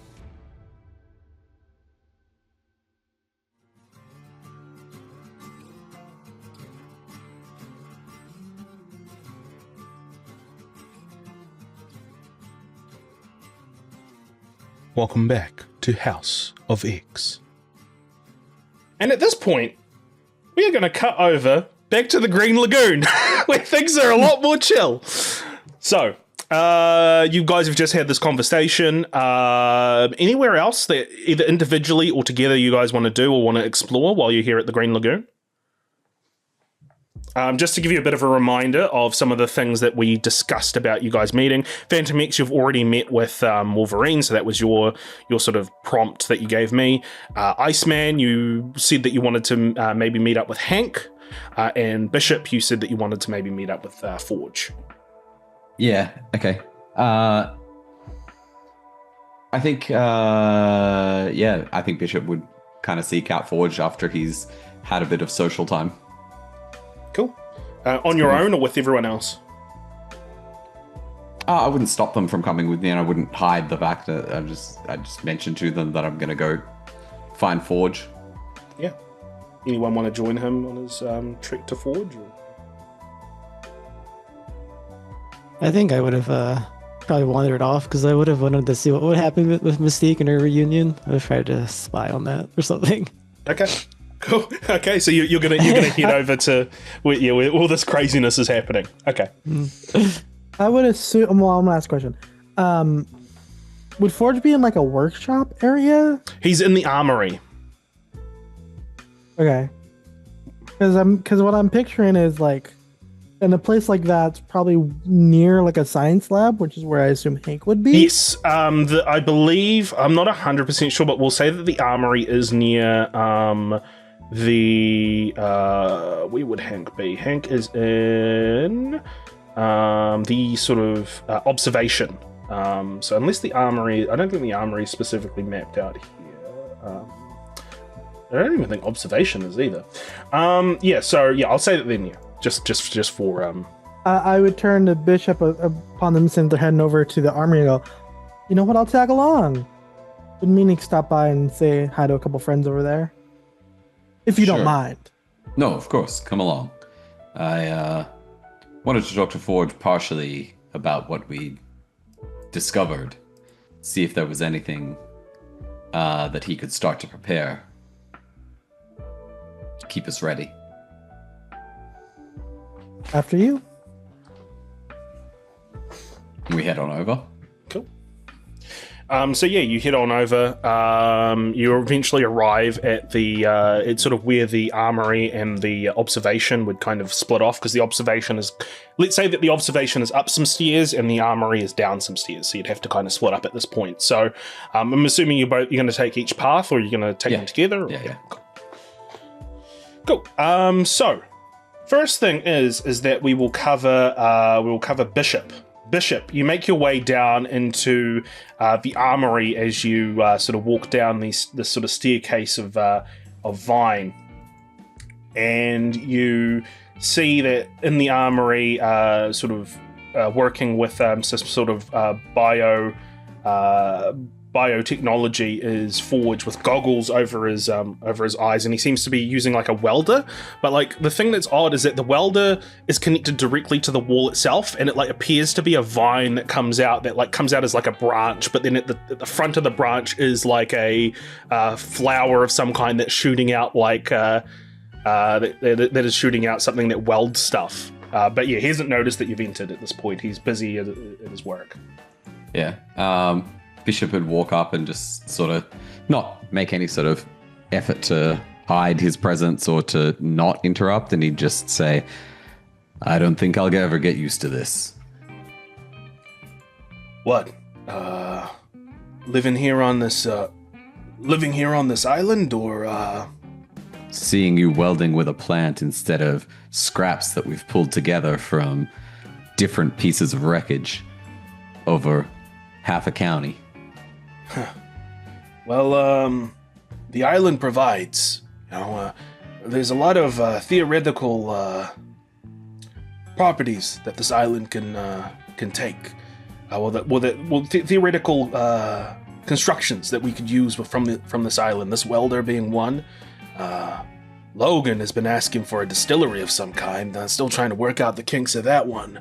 But I've made sure, as he like kind of wheels his chair away towards like this sort of contraption of like what looks to be a sort of a bud, like a sort of bud that's just hanging there, as he like pulls on a lever as like this sort of brown liquid comes out of the bud into a cup, and he's like, I made sure to make that the essentials were built first, as he passes you a cup of warm coffee.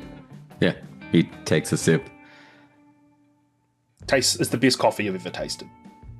This is fantastic. I'm sure you'll sort Logan out in no time. As I said, the island provides. The island provides, but not everyone's going to be so happy about the island providing for us. This about the job that you just went on? It's about the job and what we've seen. Yeah, Xavier got me looking into some of the blueprints as he like moves over to a console and begins like messing around, and you see like the blueprints pop up, and he's like, pretty impressive stuff. Impressive's one word. Have you got anything for us in that impressive brain of yours that we can combat this?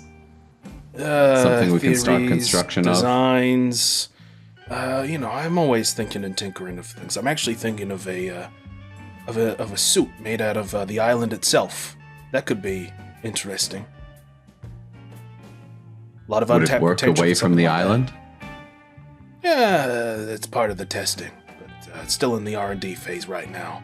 But that's not what really elucidated my interests, as he like kind of flips through the different things, and he goes to the Prime Sentinel thing that FANTOMEX kind of they were retro engineering from Bastion to create new Prime Sentinels in his mold. Thankfully, FANTOMEX shut it down, but if they could do it once, they can... Yeah. It's not just that. As he like kind of like flips through, and he like go, and then it shows like the schematics of the pods themselves. This tech, I'm sure Jean-Philippe thought it was a fairly familiar thing, right? He didn't talk a lot about it. Chronal acceleration. What happens inside the pod is like accelerated time speed than what's outside of it. So a minute here in the real world could be 10, 20, 100 years, depending on how much this baby's cranked up. Which is similar to the tech that Sublime, Dr. Sublime from the Weapons Plus program kind of cooked up. But it's not just that, as he's like flicking through all the different things, and he's like, remember the Children of the Vault? Now, the Children of the Vault were basically after M-Day, where there was the mutant decimation of no more mutants. a vault was opened on a ship, which was meant to be a sort of doomsday thing for if humanity was to become extinct. This would be the replacement of humanity, like so humanity could live on. They lived in a accelerated sort of vault where things were like chronally accelerated, and they came out as what was known as post-humans or Homo Novissima. And they attacked the Xmen at one point, but as far as you're aware, they're long and gone. Thought they were all gone. Yeah, so did I. But then I started looking through some of the files. And he like goes through some files, and he's like, "There was an incident in Mumbai. Looks like Rogue and her team of Xmen at the time came across them again, but it was a brief interaction. But what I'm trying to say here is that the technology is like a mixture, an amalgam of the world that Dr. Sublime had made, and also what the children of the Vault had also made. So maybe they're not quite as gone as we thought." Well, I'm glad we've got the schematics to you, so you can give us the tools we need. I don't think this will be the last we hear from them. And that's not all. I can triangulate the energies and maybe pinpoint an area in the map where they may call their base, but that's going to take some time to clear out all the white noise, as it were. Sounds like I won't be staying in Krakoa too long. Yep. Paradise isn't exactly for us constantly at war. I was never fighting for paradise for myself. Anything else, Bishop? No, let me know when you have updates. I will. And he'll leave you to it as he goes back to his work. As we cut over to the observation, as ICEMAN, you make your way towards up the stairs, and then you kind of you hear some like whistling as you make your way up. Clearly the whistle or the humming and whistling of Beast. As you come up the stairs, and you just sort of hear the clack of a keyboard as you see that the mutant living computer Sage is sitting at one of the computers, looking very annoyed at Beast, and she just says, "Beast, you gotta do that. I got a hell of a hangover right now." And he says, "Oh, my dear Sage, humming helps me think." As he's like hanging upside down, looking at a monitor, with like a keyboard in his hands. They haven't noticed you as you walk in. Yeah, sorry, you go. Oh, but yeah, upon entering, I go, "My garters and stars!" And then he'll like turn and he'll say, he'll kind of flip and sort of kneel towards you and stand up, and he's just like, "Bobby, my boy, and I believe it's oh my stars and garters." I know that. He gives you like a big hug. Oh, you could never get on my nerves, Robert. Robert, so formal. Is that, what, would you prefer if I call you Iceman? Icicle? Icy? Call me whatever you want. Well, I called you Robert, and you seem to have a problem with that. No, I'm only joshing you, my boy, as he like sort of punches, like doesn't punch into your shoulder, but like sort of like pushes on your shoulder, like playfully. What's got you so stoned out? Oh, well, this new stratagem of Charles Xavier, of the Professor, that is quite the interesting catalyst to throw into the mix. You're gonna have to dumb it down for me. It will shake up the wider geopolitical scene and the stability of the status quo. The things will change, Bobby. We've made big moves, and every action has a opposite reaction. You always were busy. Yes, well, there's a lot of things to keep an eye on as he like moves forward and he just says, yes, well, as I said, the Professor's plan is a bold new stratagem, but definitely one that will have eyes on those that not only wish mutants harm, but also feel threatened from the emergence of our new national superpower. When's the last time you got out of here and just had a beer? Oh, there's not a lot of time for that, Bobby. There's a lot of work that needs to be done. Like, namely, we have there was the meeting with the United Nations representatives with Magneto, which proved to be rather fruitful, with many nations aligning with Krakoa. However, there are a few, like Russia and Madripoor and others, that refuse to see the future is at their doors. And I wonder if they are going to try anything that is of ill intent towards our nation. In fact, we have an agent dispatched right now to look into a matter that has come to my attention. And then Sage will kind of look at him, like, sort of like, what are you doing? Just talking about secret covert missions, like, out in the open. Interesting. Yes, well. If, look, this is the way I see it, Bobby. If humanity is not ready to see that the future is at their door, it is my job, our job, to ensure that they see that Krakoa and mutants are the future, even if we have to force them to see it. Whoa. Force them? That's the whole Hank, point of us being... I need your help here. I got... One of the agents have gone dark. Excuse me, Bobby. It seems my attention is needed elsewhere. But, you're right. Maybe I should take some time away and have a drink at the Green Lagoon. I haven't quite been there yet. Perhaps we'll table this discussion for later. I have a very interesting proposition to swing your way. You know, I like to swing.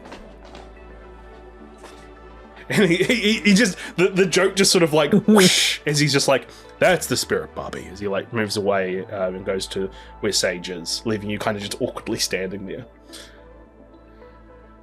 Do you just leave at this point? I'm just like, you know. As he leaves his computer, can I try to read it? Yeah. He was... Can you give me a vigilance check, please? Yes, I can. Vigilance.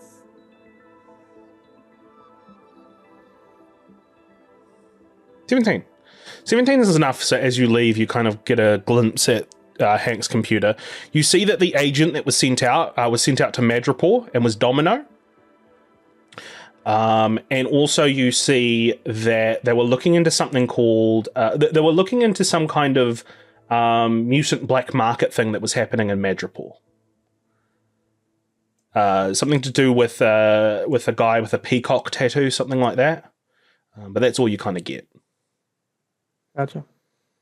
But yeah, you walk away. At that point, I would leave. Oh, sorry? Yeah. But yeah, at that point, I would just leave. We'll cut over to FANTOMEX as you make your way into the prison grotto.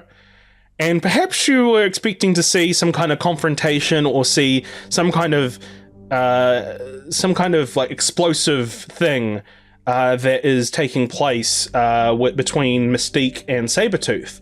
So maybe it's a bit of a surprise that when you make your way into the grotto, you see Mystique, Jean Grey, Nightcrawler, Rogue, and Apocalypse around this sort of runic-looking magic circle, and it looks like it looks like all of them are in a trance right now, as they're like this sort of like green glowing energy comes from the circle and around them as well. What is your reaction to this? My immediate reaction is to stop myself from stealing the orb thing. No. So there's not really an orb thing. It's like basically there's like a drawing on the ground of like different circles, okay. And that's what's glowing right now.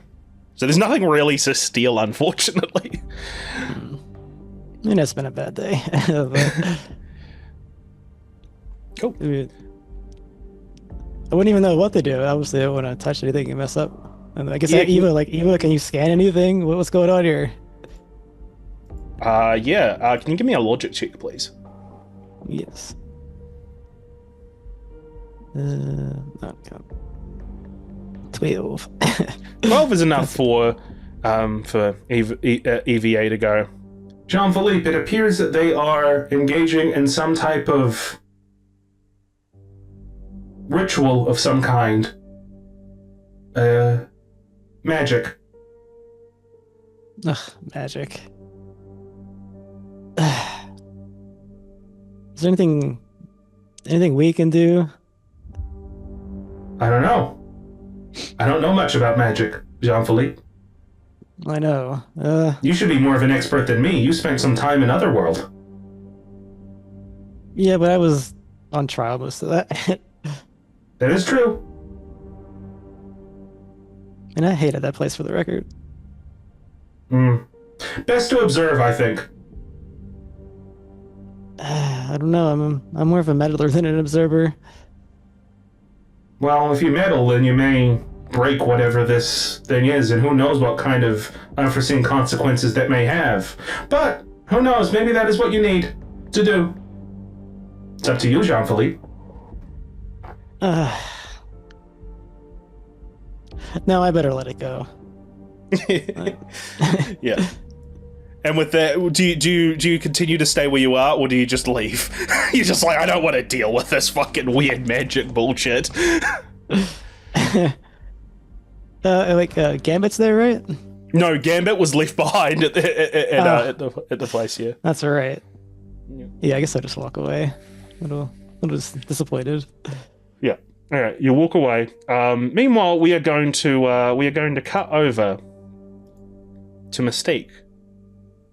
Now, Sim, I have a very important question for you. Where are you? Right now, in like Australia? No. Do we need to get more specific? Are you asking me to dox myself? No. 1, 2, 3, Wallaby Way, East. Where are you in this game? Nemo. Is what I'm asking you right now. Like, where would we have been transported? Yeah, where are you? Where would have you gone? What is your waking sort of thought here at this time and moment? I mean, I was asked to be the element of water, right? So yeah. Somewhere in the ether, in a world where, yeah, water makes up most of the space, I imagine. Yeah, so you're standing in an ocean as far as you can see. Are you floating? Are you standing upright? Is the ground beneath you? Are you just like kind of kicking and I think standing, but kind of like within the water. So like, knees deep. Yeah, knees standing, deep. But it's almost like she's standing on the water. Yeah. There's a calmness here as you stand in the water. What thoughts go through your mind? Thoughts around, how have I created such a mess within the family? Like, how is this the reality for my children, Graydon as well, being so angry, it just seems impossible to fix. No matter what is said, it seems to be something that just makes him angrier. Like, yeah, worry for Rove, obviously. Just thoughts of her family in general, I think. Thoughts of your family, thoughts of the mistakes that have been made, thoughts of the roads that you've taken to make your way to reach these crossroads. Look up at the sky. The sky is a dark tinge. But in that dark tinge, suddenly lines begin to form. Amber lines against black backdrop, glowing, luminescent. A symbol appears in the sky. The symbol sort of coalesces for a moment. You don't really get a moment to understand what the symbol means. But as it sort of forms, it is then superseded by another image in the sky. An image of this sort of the 4 dots that then form lines to create this cross that you know that you are sort of tethered in. As these like lights sort of shine up. And who do you call to first? Who would you call for as you stand here alone? In the cross, like, do you mean? Up to you. Anna? You hear the gurgled cry from beneath the water. A cry of pain, cry of anguish. From beneath the water, I would dive in. You dive in. And as you dive in, as you said, it was like knee high, but you dive in, and as you dive in, it gets deeper and deeper and deeper, and you begin to swim further down towards where the wailing is. The muffled wailing. As you continue down through, you keep that image pops in your head. The image of the sort of that cross with the 4 points, and as you do, suddenly you feel something grab your arm in the darkness. You don't see what it is, but it's grabbing your arm and it's pulling you away. What do you do? I try to free myself from whatever's trying to pull me away and continue on my way. How do you free yourself? Trying to shake it off, I guess. Give me an agility check.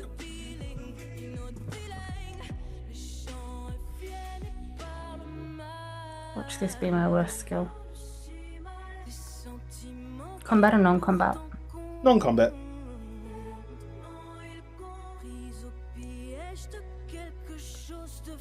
14. 14 is not going to be enough. So you've got 2 options: either edge, use one of your karmas to edge, or have the consequences. I'm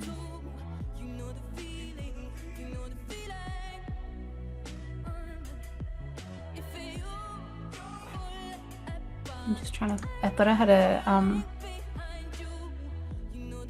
something that let me edge agility attacks. Please hold.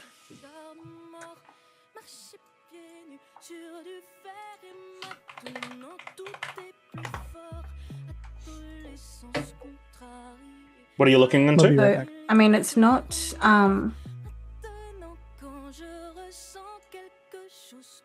No, that's alright. I don't think it's a thing because I'm not in a battle, so it doesn't really matter. Yeah, I'm gonna use the karma to edge that. Okay, you're going to need at least 16 for this.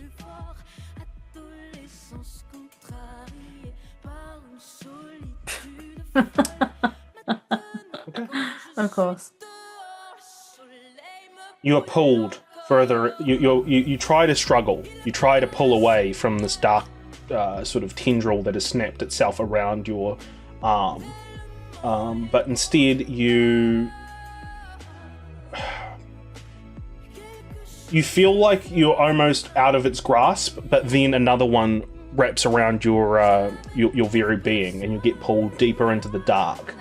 Deeper and deeper and deeper until you see nothing but the crushing darkness of oblivion itself. What thoughts go through what thoughts go through your mind as you are consumed by the darkness that surrounds you? Like fear and panic. Not for herself, but for rogue. Possibly a little almost belief, because like she knows that death could be the way that she finds Irene again.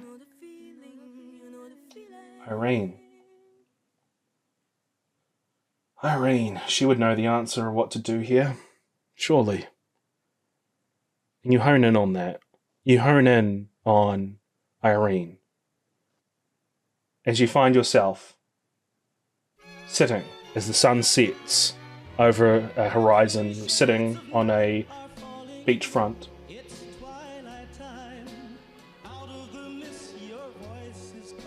As you sit there next to Irene, as you look at the sunset and the water crashing on the shores before you, what do you say to Irene as you sit next to her?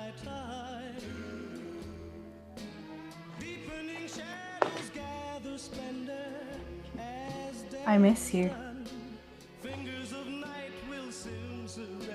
What do you mean? You miss me, Raven? Every day, I miss you. You look out to the sunset, and you're left with this sort of panging sort of feeling as Irene can't see the sunset before her. She's blind, of course, unable to see the world, unable to see light.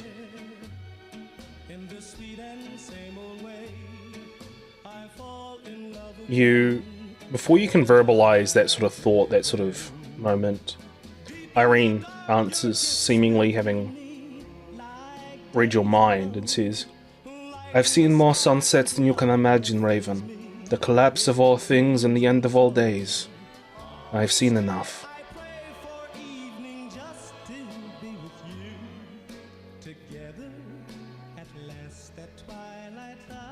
What do you say?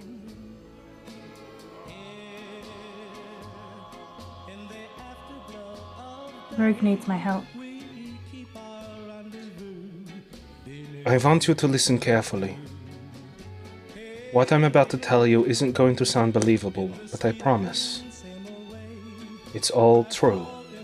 Every word of it. She pauses to speak once again.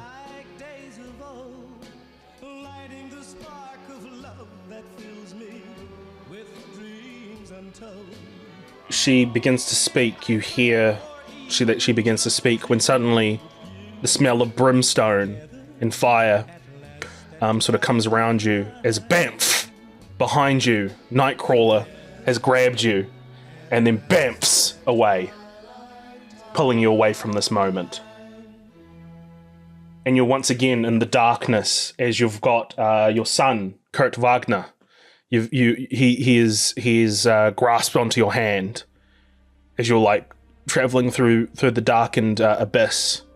Do you think of anything in particular as he has pulled you away from this moment, pulled you away from this important prophecy that destiny was about to bestow upon you?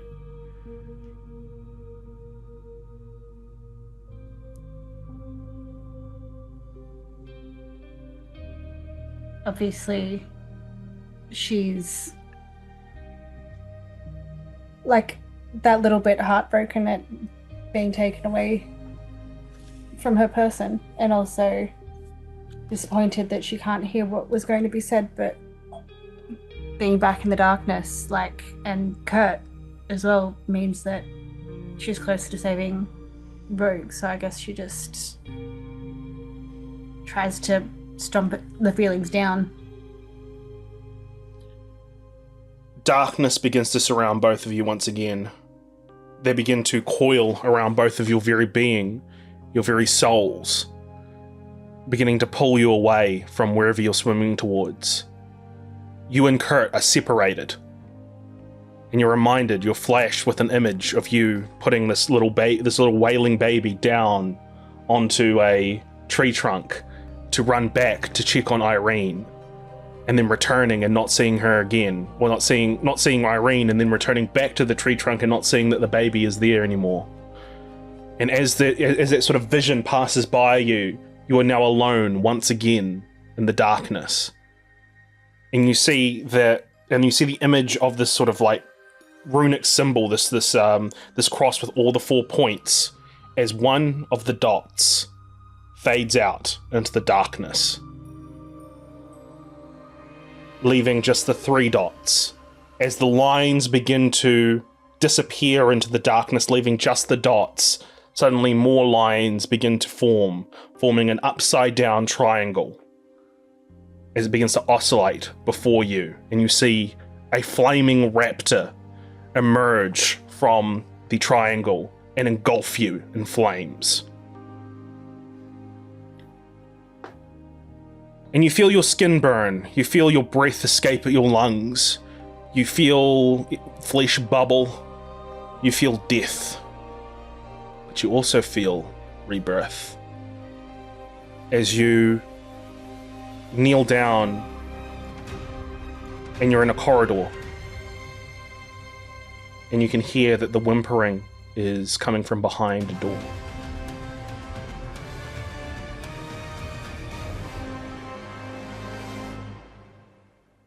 I run to the door. You go to the door, you open it, you see a little boy hunched over, chained in this room, turns around at you with tear-filled eyes, and he just says, "Mommy, is that you?" It's Graydon as a child.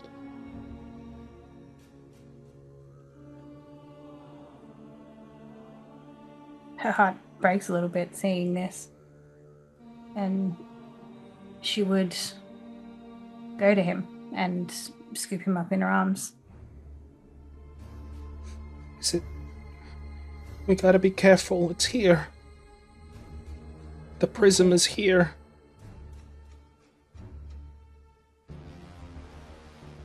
The what? The prism. As suddenly everything begins to, as an alarm starts to blare, a alarm begins to blare and the room gets filled with amber-filled light, oscillating amber-filled light as it says, Error, error, error. Unknown anomaly detected, detected, detected. Purging unknown anomaly immediately. as the room begins to be filled up with this sort of black liquid, like sort of seeping out from the floors, threatening to engulf all of you. Well, both of you. What do you do? You said he was chained. Yes, he is Yeah. chained. Yes, he is chained. So you've got him in your arms, but like he's still connected to the wall. She would try and break the chains away from the wall. Yeah, you go to break the chain off the wall. It's too hard to pull, too hard to like rip out with your bare hands, and that's when your hand shifts into sort of what looks to be a scimitar of some kind, something that you would appear to be something that Apocalypse would usually use, and you use that to cut the chain. And as you cut the chain, suddenly you all return to the present time in Krakoa. Anna Marie no longer screaming, she's sort of in a half passed out state. All of you sort of down on the ground, having just experienced this strange, weird thing.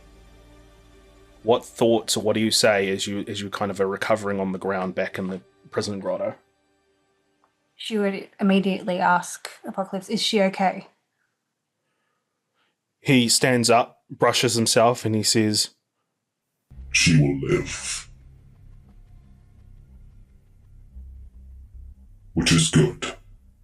I have many plans for her. You have done a great thing, Raven. Do not thank me, you are part of the circuit as well. as he begins to walk away. I must have... Raven. Oh, sorry. sorry. I was just going to say, I must make my leave. Many notes need to be taken of this experience. Raven would move towards Ro, but she would look over and say, Kurt, are you alright? It feels like something. It feels like all of my bones are broken. And then Rogue will kind of come to and will say, oh, Mama, what's going on? I got a killer headache right now. Last thing I remember, I was touching Raiden and... He had some kind of defense mechanism in place. You were hurt when you tried to pull it from him. That's when you hear from the sort of imprisoned area. You hear Raiden say, Mommy, what do I do?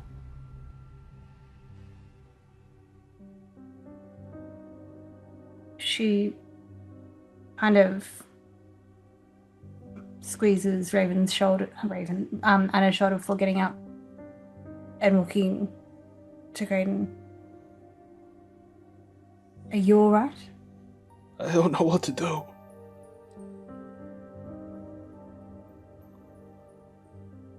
What to do about what? He looks at you, tears sort of filling his eyes, and he just says, It's clear. The battle's already won. The war still rages, but... And we both know it's gonna be one of a long attrition. But... we will lose. You will win. It's too late. I don't know what to do. This isn't about winning and losing. Graydon, this is about peace. People being able to live in harmony without fear of death or being hurt at every turn. He looks at you. There was like hurt and confusion in his eyes, but it's now changed to a sober look as he says, You may say that it's not a war, but you know that there's the war between mutants and humans.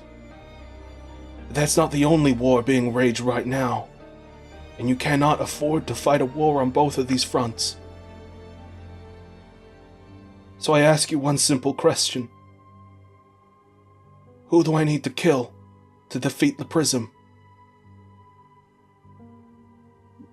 This isn't the first time you've spoken about this prism. Raiden, what is it? Where does it come from? The Prism. It's the third. The third what? The one that's going to win the whole war.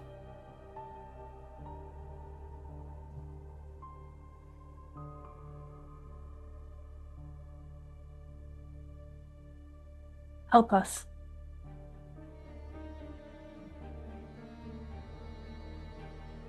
Who do I need to kill? I don't know, Graydon. But we'll figure this out together. He turns away, clearly not giving him the answers that he desperately needs. She doesn't know what the answers are that he needs or wants at this point. It's all a bit of a mystery as to what exactly he's talking about, but he seems to know something that is hard to articulate, at the very least. Mm.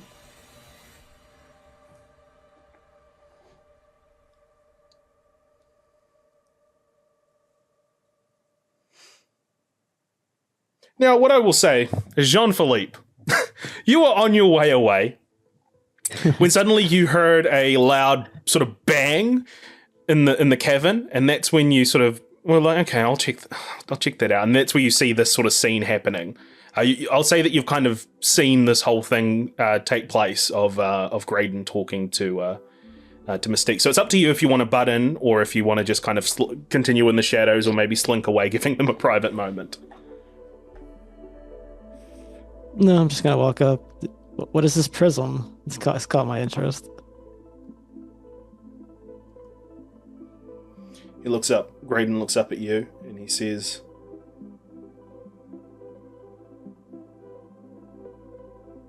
"You're all three, aren't you?" Oh, you're referring to my 3 brains? 3 brains, 3 points. 3 brains, 3 points. And he just like repeats that over and over and over again, almost in a trance. He's clearly dissociated from reality at this point. He was talking about a prism being what wins this war. I'm sure you heard that part. Oh, I heard it all. And if you're all 3, maybe it has something to do with your world. Maybe that's what they stole my world for then. Sorry, they stole your world. Yes, I unshrunk it, went inside, it was all gone, just the white void. We should speak to Xavier about this. Well, I told Logan, I assume he will do whatever he does. Don't assume Logan will do anything. He's always done right by me. Yeah. Make yourselves to the Summers house straight away. There is an important mission that you must undertake. You all hear in your heads. I'm sorry, is that in my head? Because I can't hear that then. Well, you've got a connection with Xavier, let's say, that allows okay, that supersedes sort of the mask. Okay. Well, it doesn't supersede it. It's like you allow enough of allow enough of a connection so that he can talk with you. It's like it's kind of hard to kick him out because he did share your body for a little bit. Yeah.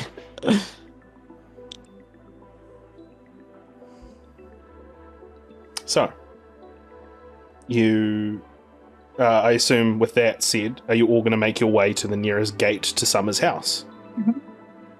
Okay. Yes. Yeah, I'll go. I will say at the gate is when you all have a chance to get together and have a discussion and take it away before you walk through the gates, to discuss what you've discovered, to discuss what might be happening. Just have it. Feel free to have a discussion amongst the 4 of you. So, Bishop, do you know anything from the future about a prism? A prism? No, nothing All right. comes to mind. But I spoke with Forge. He's been looking at the schematics that we took from the Arctic. They're blending various kinds of technology. We might be in for some trouble. What's this prism? We don't know. That's what I was trying to figure out. Graydon spoke of a prism and of a third side in this war. Who will be the ones to truly win it? He then said that... Jean-Pierre? Is that right? Jean-Paul. Is it Jean-Pierre? Or Philippe. Jean-Philippe? Jean-Philippe. It's Jean-Paul. He's a pope. Oh, that's where I got that He's from. our That's where I brother. pulled that from the memory banks.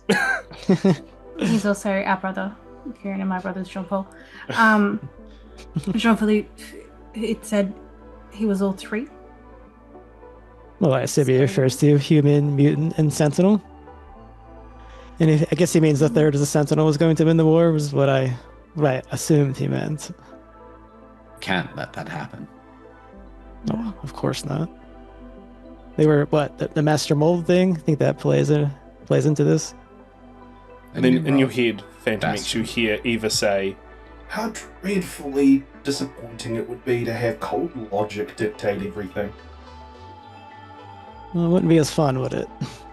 No, it wouldn't.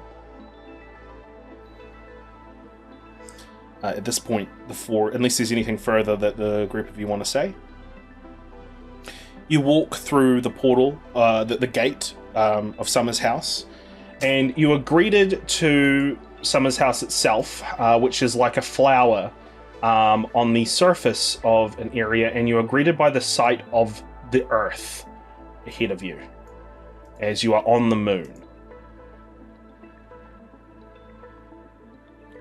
And as you sort of look out the vista towards the Earth, you see that some other mutants have begun gathering within the sort of docking bay area. and you see that the others here are Nightcrawler, Archangel, Monet, Marvel Girl, Jean Grey, and Wolverine, who are just kind of waiting outside a large sort of a spacefaring ship. As they look at the four of you as you enter, and they say, Wolverine sort of says, "Nice of you to join us, Bubs." Base again? Always a pleasure, Logan. Always a pleasure, darling.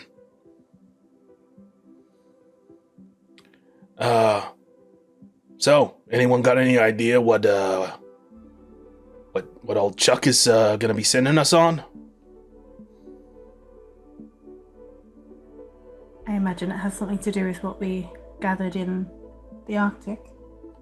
Well, illuminate us, Mystique. They were gathering Sentinel parts, combining it with... And he looks over to FANTOMEX for a moment and looks to Wolverine. Weapon X program technology. Huh. That's bad. No shit. And then at this point you hear sort of echoed down the hangar is you hear a conversation between Alex and Scott Summers as they're walking down towards you, and Alex says, "Scott, why can't I go with you? You know I can help." "No can do, Alex. Someone needs to hold the fort while we're gone." "What do you mean? You'll only be gone for a few hours. What could possibly..." Cyclops stops and looks at his brother in the eyes. A pause falls between the two brothers before Alex reluctantly nods. Understood. Just don't take too long, yeah? Gabriel is a handful as it is." A smile forms on the face of Scott Summers as he claps his brother on the shoulder. The two nod in agreement before Alex Summers departs, leaving Scott to continue his march towards the assembled team.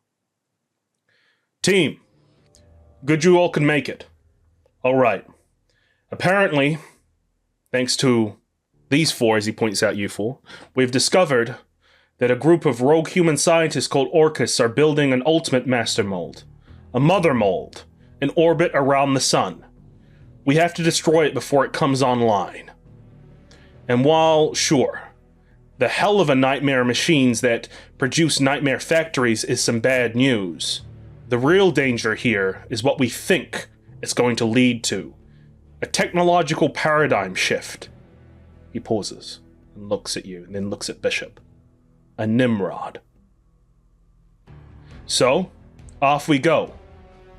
But be advised, we won't be taking any Krakoan fauna with us, which means there's not going to be a gateway home. We have to get in, get out, and get home the old-fashioned way. Any questions?"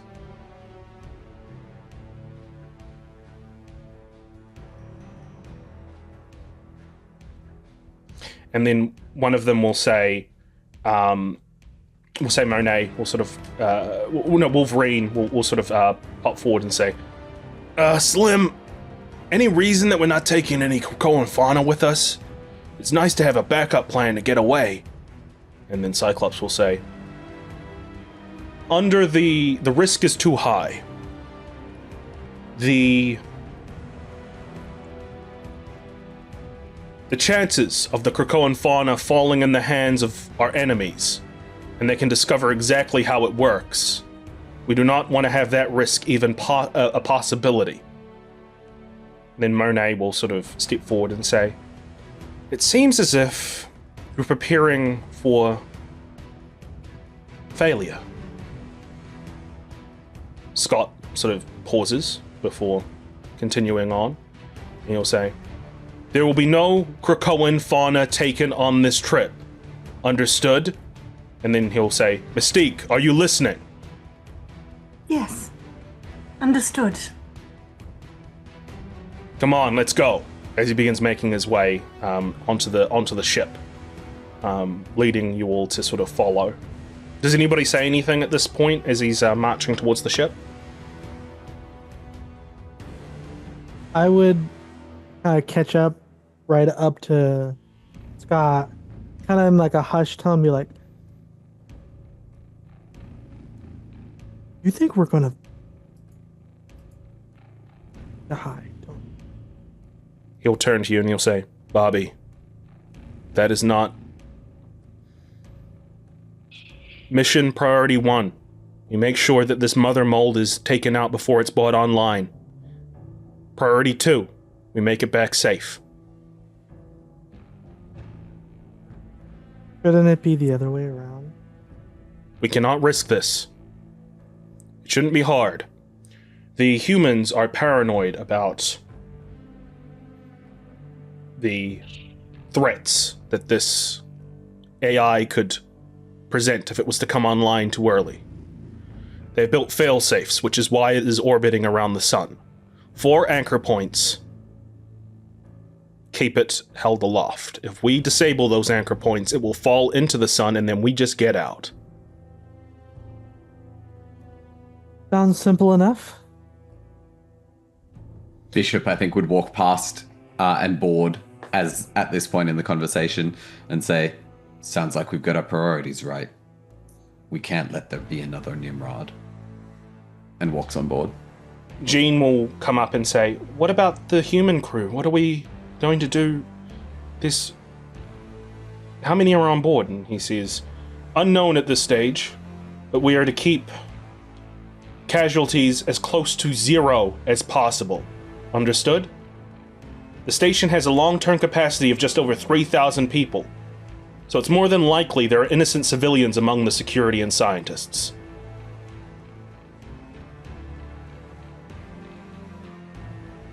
And then at that point, glances at FANTOMEX.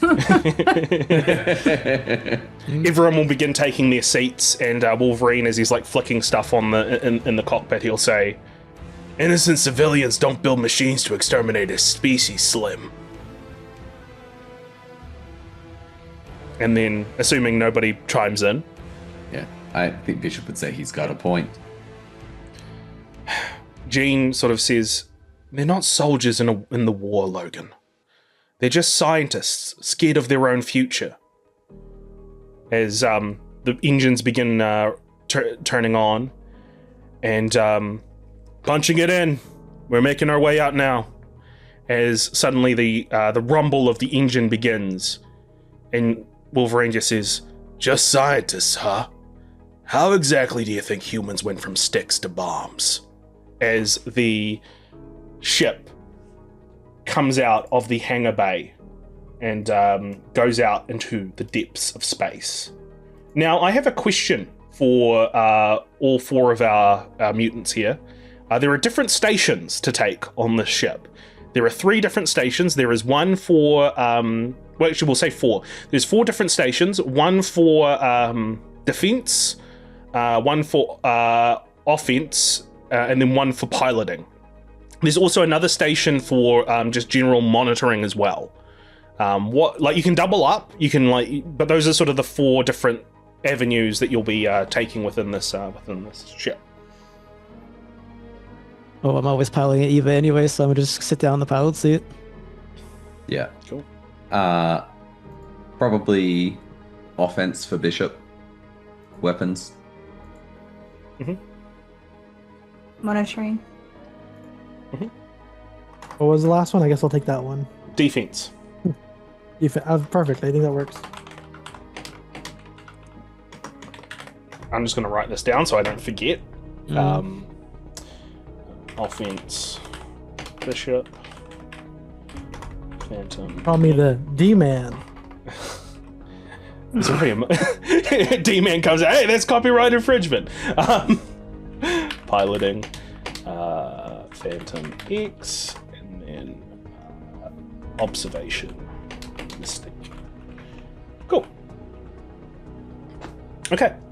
Is there any conversation between the 4 of you or any of the others on board that you have with any of the others on board as you make your way to this long trek to the sun?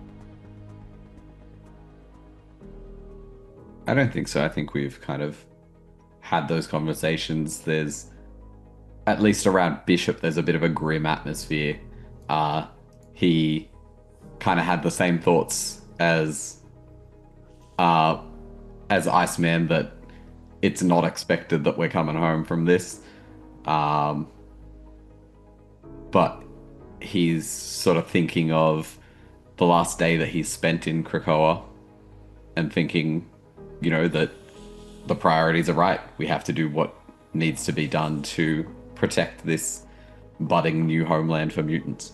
Cool. Well, then that sort of bridges me to what I will ask then, is what thoughts are going through your mind. Bishop, you've just talked what's going through your mind, so anyone has any specific thoughts that go through their mind as they make their way to the tens of millions of miles away towards the sun?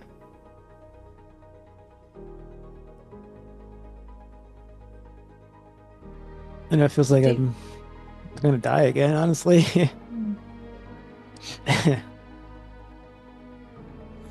Mystique's kind of wondering at, the motivations of Professor X and Magneto at this point. Just general, I guess, uneasiness about exactly what it is they're going to have to do.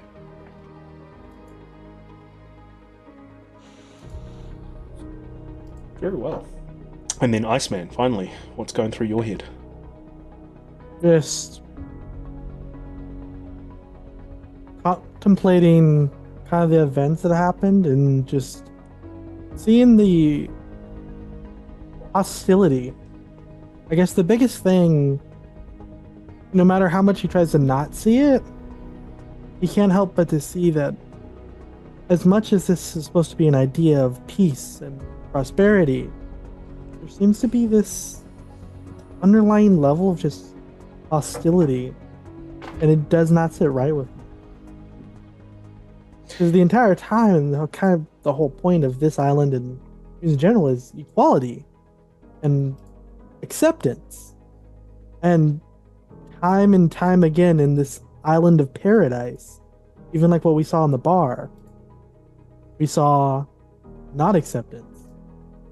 We saw Logan, for example, be super hostile to FANTOMEX and not accepting. This idea of this hostility and non-acceptance is kind of clashing with the whole idea, and he's just kind of thinking those thoughts over and over and over again, trying to justify, well, maybe they didn't mean this, maybe Hank didn't do, and just kind of overthinking the whole situation. So as you overthink the situation, the vessel continues on its journey through the blackened void, past planets, past Venus, and then eventually Mercury. The panel shifts back to Krakoa as Sabretooth, not Logan, emerges in the prison grotto in front of his son. As his son is still repeating, he is of three, and then a smirk forms on Sabretooth's face as claws come out, and he approaches his son. The panel shifts back to the ship as it's getting closer to the orbiting station near the sun. The sun is bright, almost blinding in a way, and if it wasn't for the UV shielding on the glass, you would all be terribly blinded and irradiated at this point by the sun. But Mystique, you see on the observation on the radar that they have noticed you. Rockets begin firing from the station itself towards your vessel.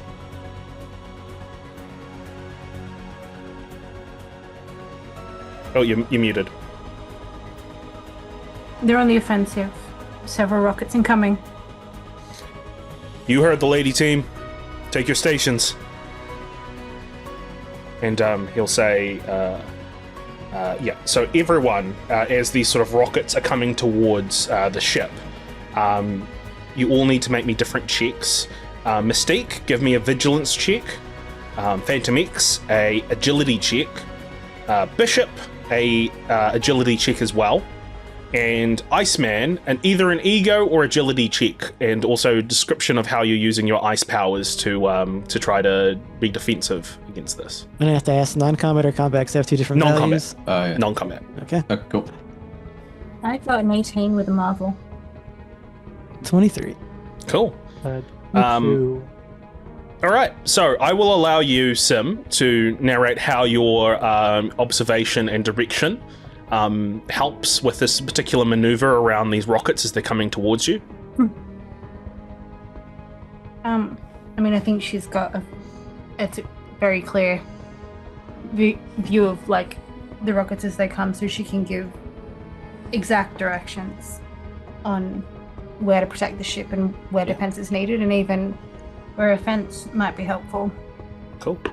Lay down some suppressive fire, and Bobby, make sure that the outer shell is protected where Mystique is pointing out. FANTOMEX, make sure that everything is, that we don't spin out of control. And that is exactly how you do. You all work in unison as almost like one being, sort of piloting this ship as it begins to barrel roll and dodge out of the way. The few volleys that do come in, the heat-seeking missiles, blasted back by Bishop in the turrets as you're like shooting certain ones. The few that do get through are stopped by ICEMAN as you let out a sort of ice shield around the areas where it will impact. At this point, Scott will turn and he'll say, "All right, I think we're close enough. Send him in to scout out that the blueprints are accurate." And Nightcrawler will turn and say, "Ja, I will be back in but a second. Do not worry, mein Fräulein." To Monet as he bamps out of the cockpit. More missiles are incoming, Mystique.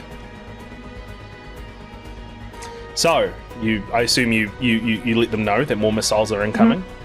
Yes. So once again, everyone do your rolls once again as we do this other round. You all succeeded on the first one. Let's see how we do on the second one.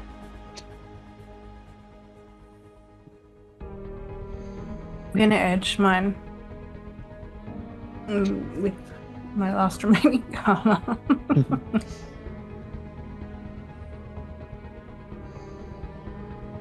Cool. All right. So so what happens is a little bit chaotic as Mystique, you're not quite able to, because something else sort of takes your attention for a moment, sort of distracting you away from the observation of the trajectory of these missiles, and you're not able to get all of them at this point as one smacks into the side of the vessel, rocking it. But it doesn't do irreparable damage. It just basically does a little bit of damage to the vehicle as everyone takes 6 points of health damage.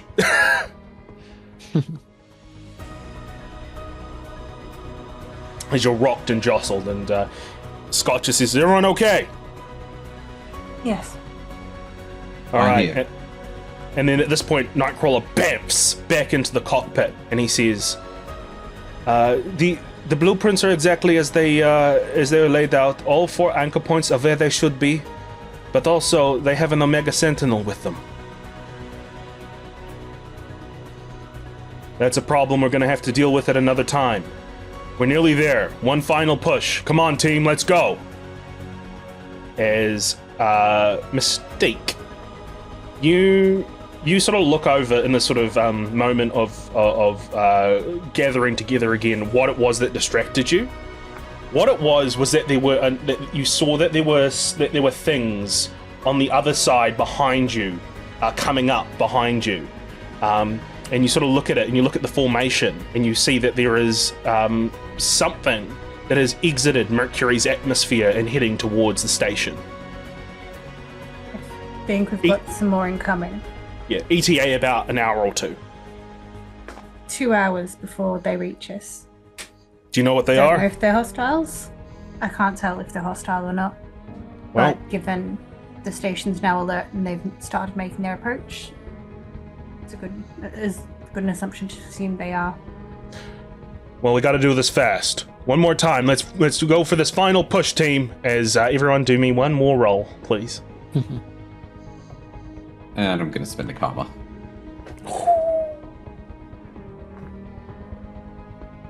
Marvelous 15. 2 marvels. Nice. Okay. 17's better. So, Iceman, Mystique, explain to me exactly how your marvels help in this situation at your various station. It's rockets coming at us, and Yeah, rockets are Right. coming at you, from the front.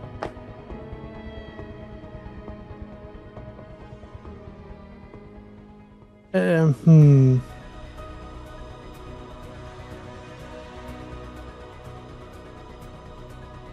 Can I stick my head out and breathe cold? In the vacuum of space? I mean, I You s- turned completely solid ice. That is true. So you need to. We'll say that you don't need to breathe. So yeah, you stick your head out, and let's say you do breathe out cold. What do you do? Yeah, so I stick my head out, breathe cold, and it's just like this. That's, you know, anything that has momentum. It's this gush of just pure, basically like Yep. like kind of like a fire breath by ice. Yep. And you freeze the missiles, making them completely inert as the ship just passes by. And I'll say that Mystique, you were able to deftly tell Iceman where to sort of project that breath. As Iceman, you come back into the main cockpit, and the ship docks onto the station itself. Cyclops will say, I'm extending out the breaching collar, and we're going to be cutting in for entry. As you feel beneath you the mechanical whirs as like the breaching collar comes down on the station itself. The circular, basically the station's like a circular thing with the mother mold head in the middle, and you're on one of these things, and then you hear the sort of the grinding of metal beneath you as the docking station clamps down, and suddenly Jean walks forward and she says, "Wait, I feel something. Someone below us. I feel resignation. I feel regret. I feel fear. I feel... Oh no. We have to." Suddenly, the ground below you rumbles as a cascading explosion is felt from below. The explosion emanates from directly beneath the ship and engulfs the whole vessel in explosive flames, mostly obliterating the ship that you are all in. As the explosion breaches into the cockpit, circuitry explodes around you in a hail of shrapnel and sparks. Jean loses control momentarily, projecting her thoughts that run through each mind of everyone here. The thoughts of Scott Summers as he braces against the impact. And the thoughts that he has are the parting words of Charles Xavier and Magneto before sending him off on the mission. "And let me put your fears to rest, my son. You're not going to die. I won't allow it. For you to die, you would have to be forgotten, and no one forgets the founder of a nation."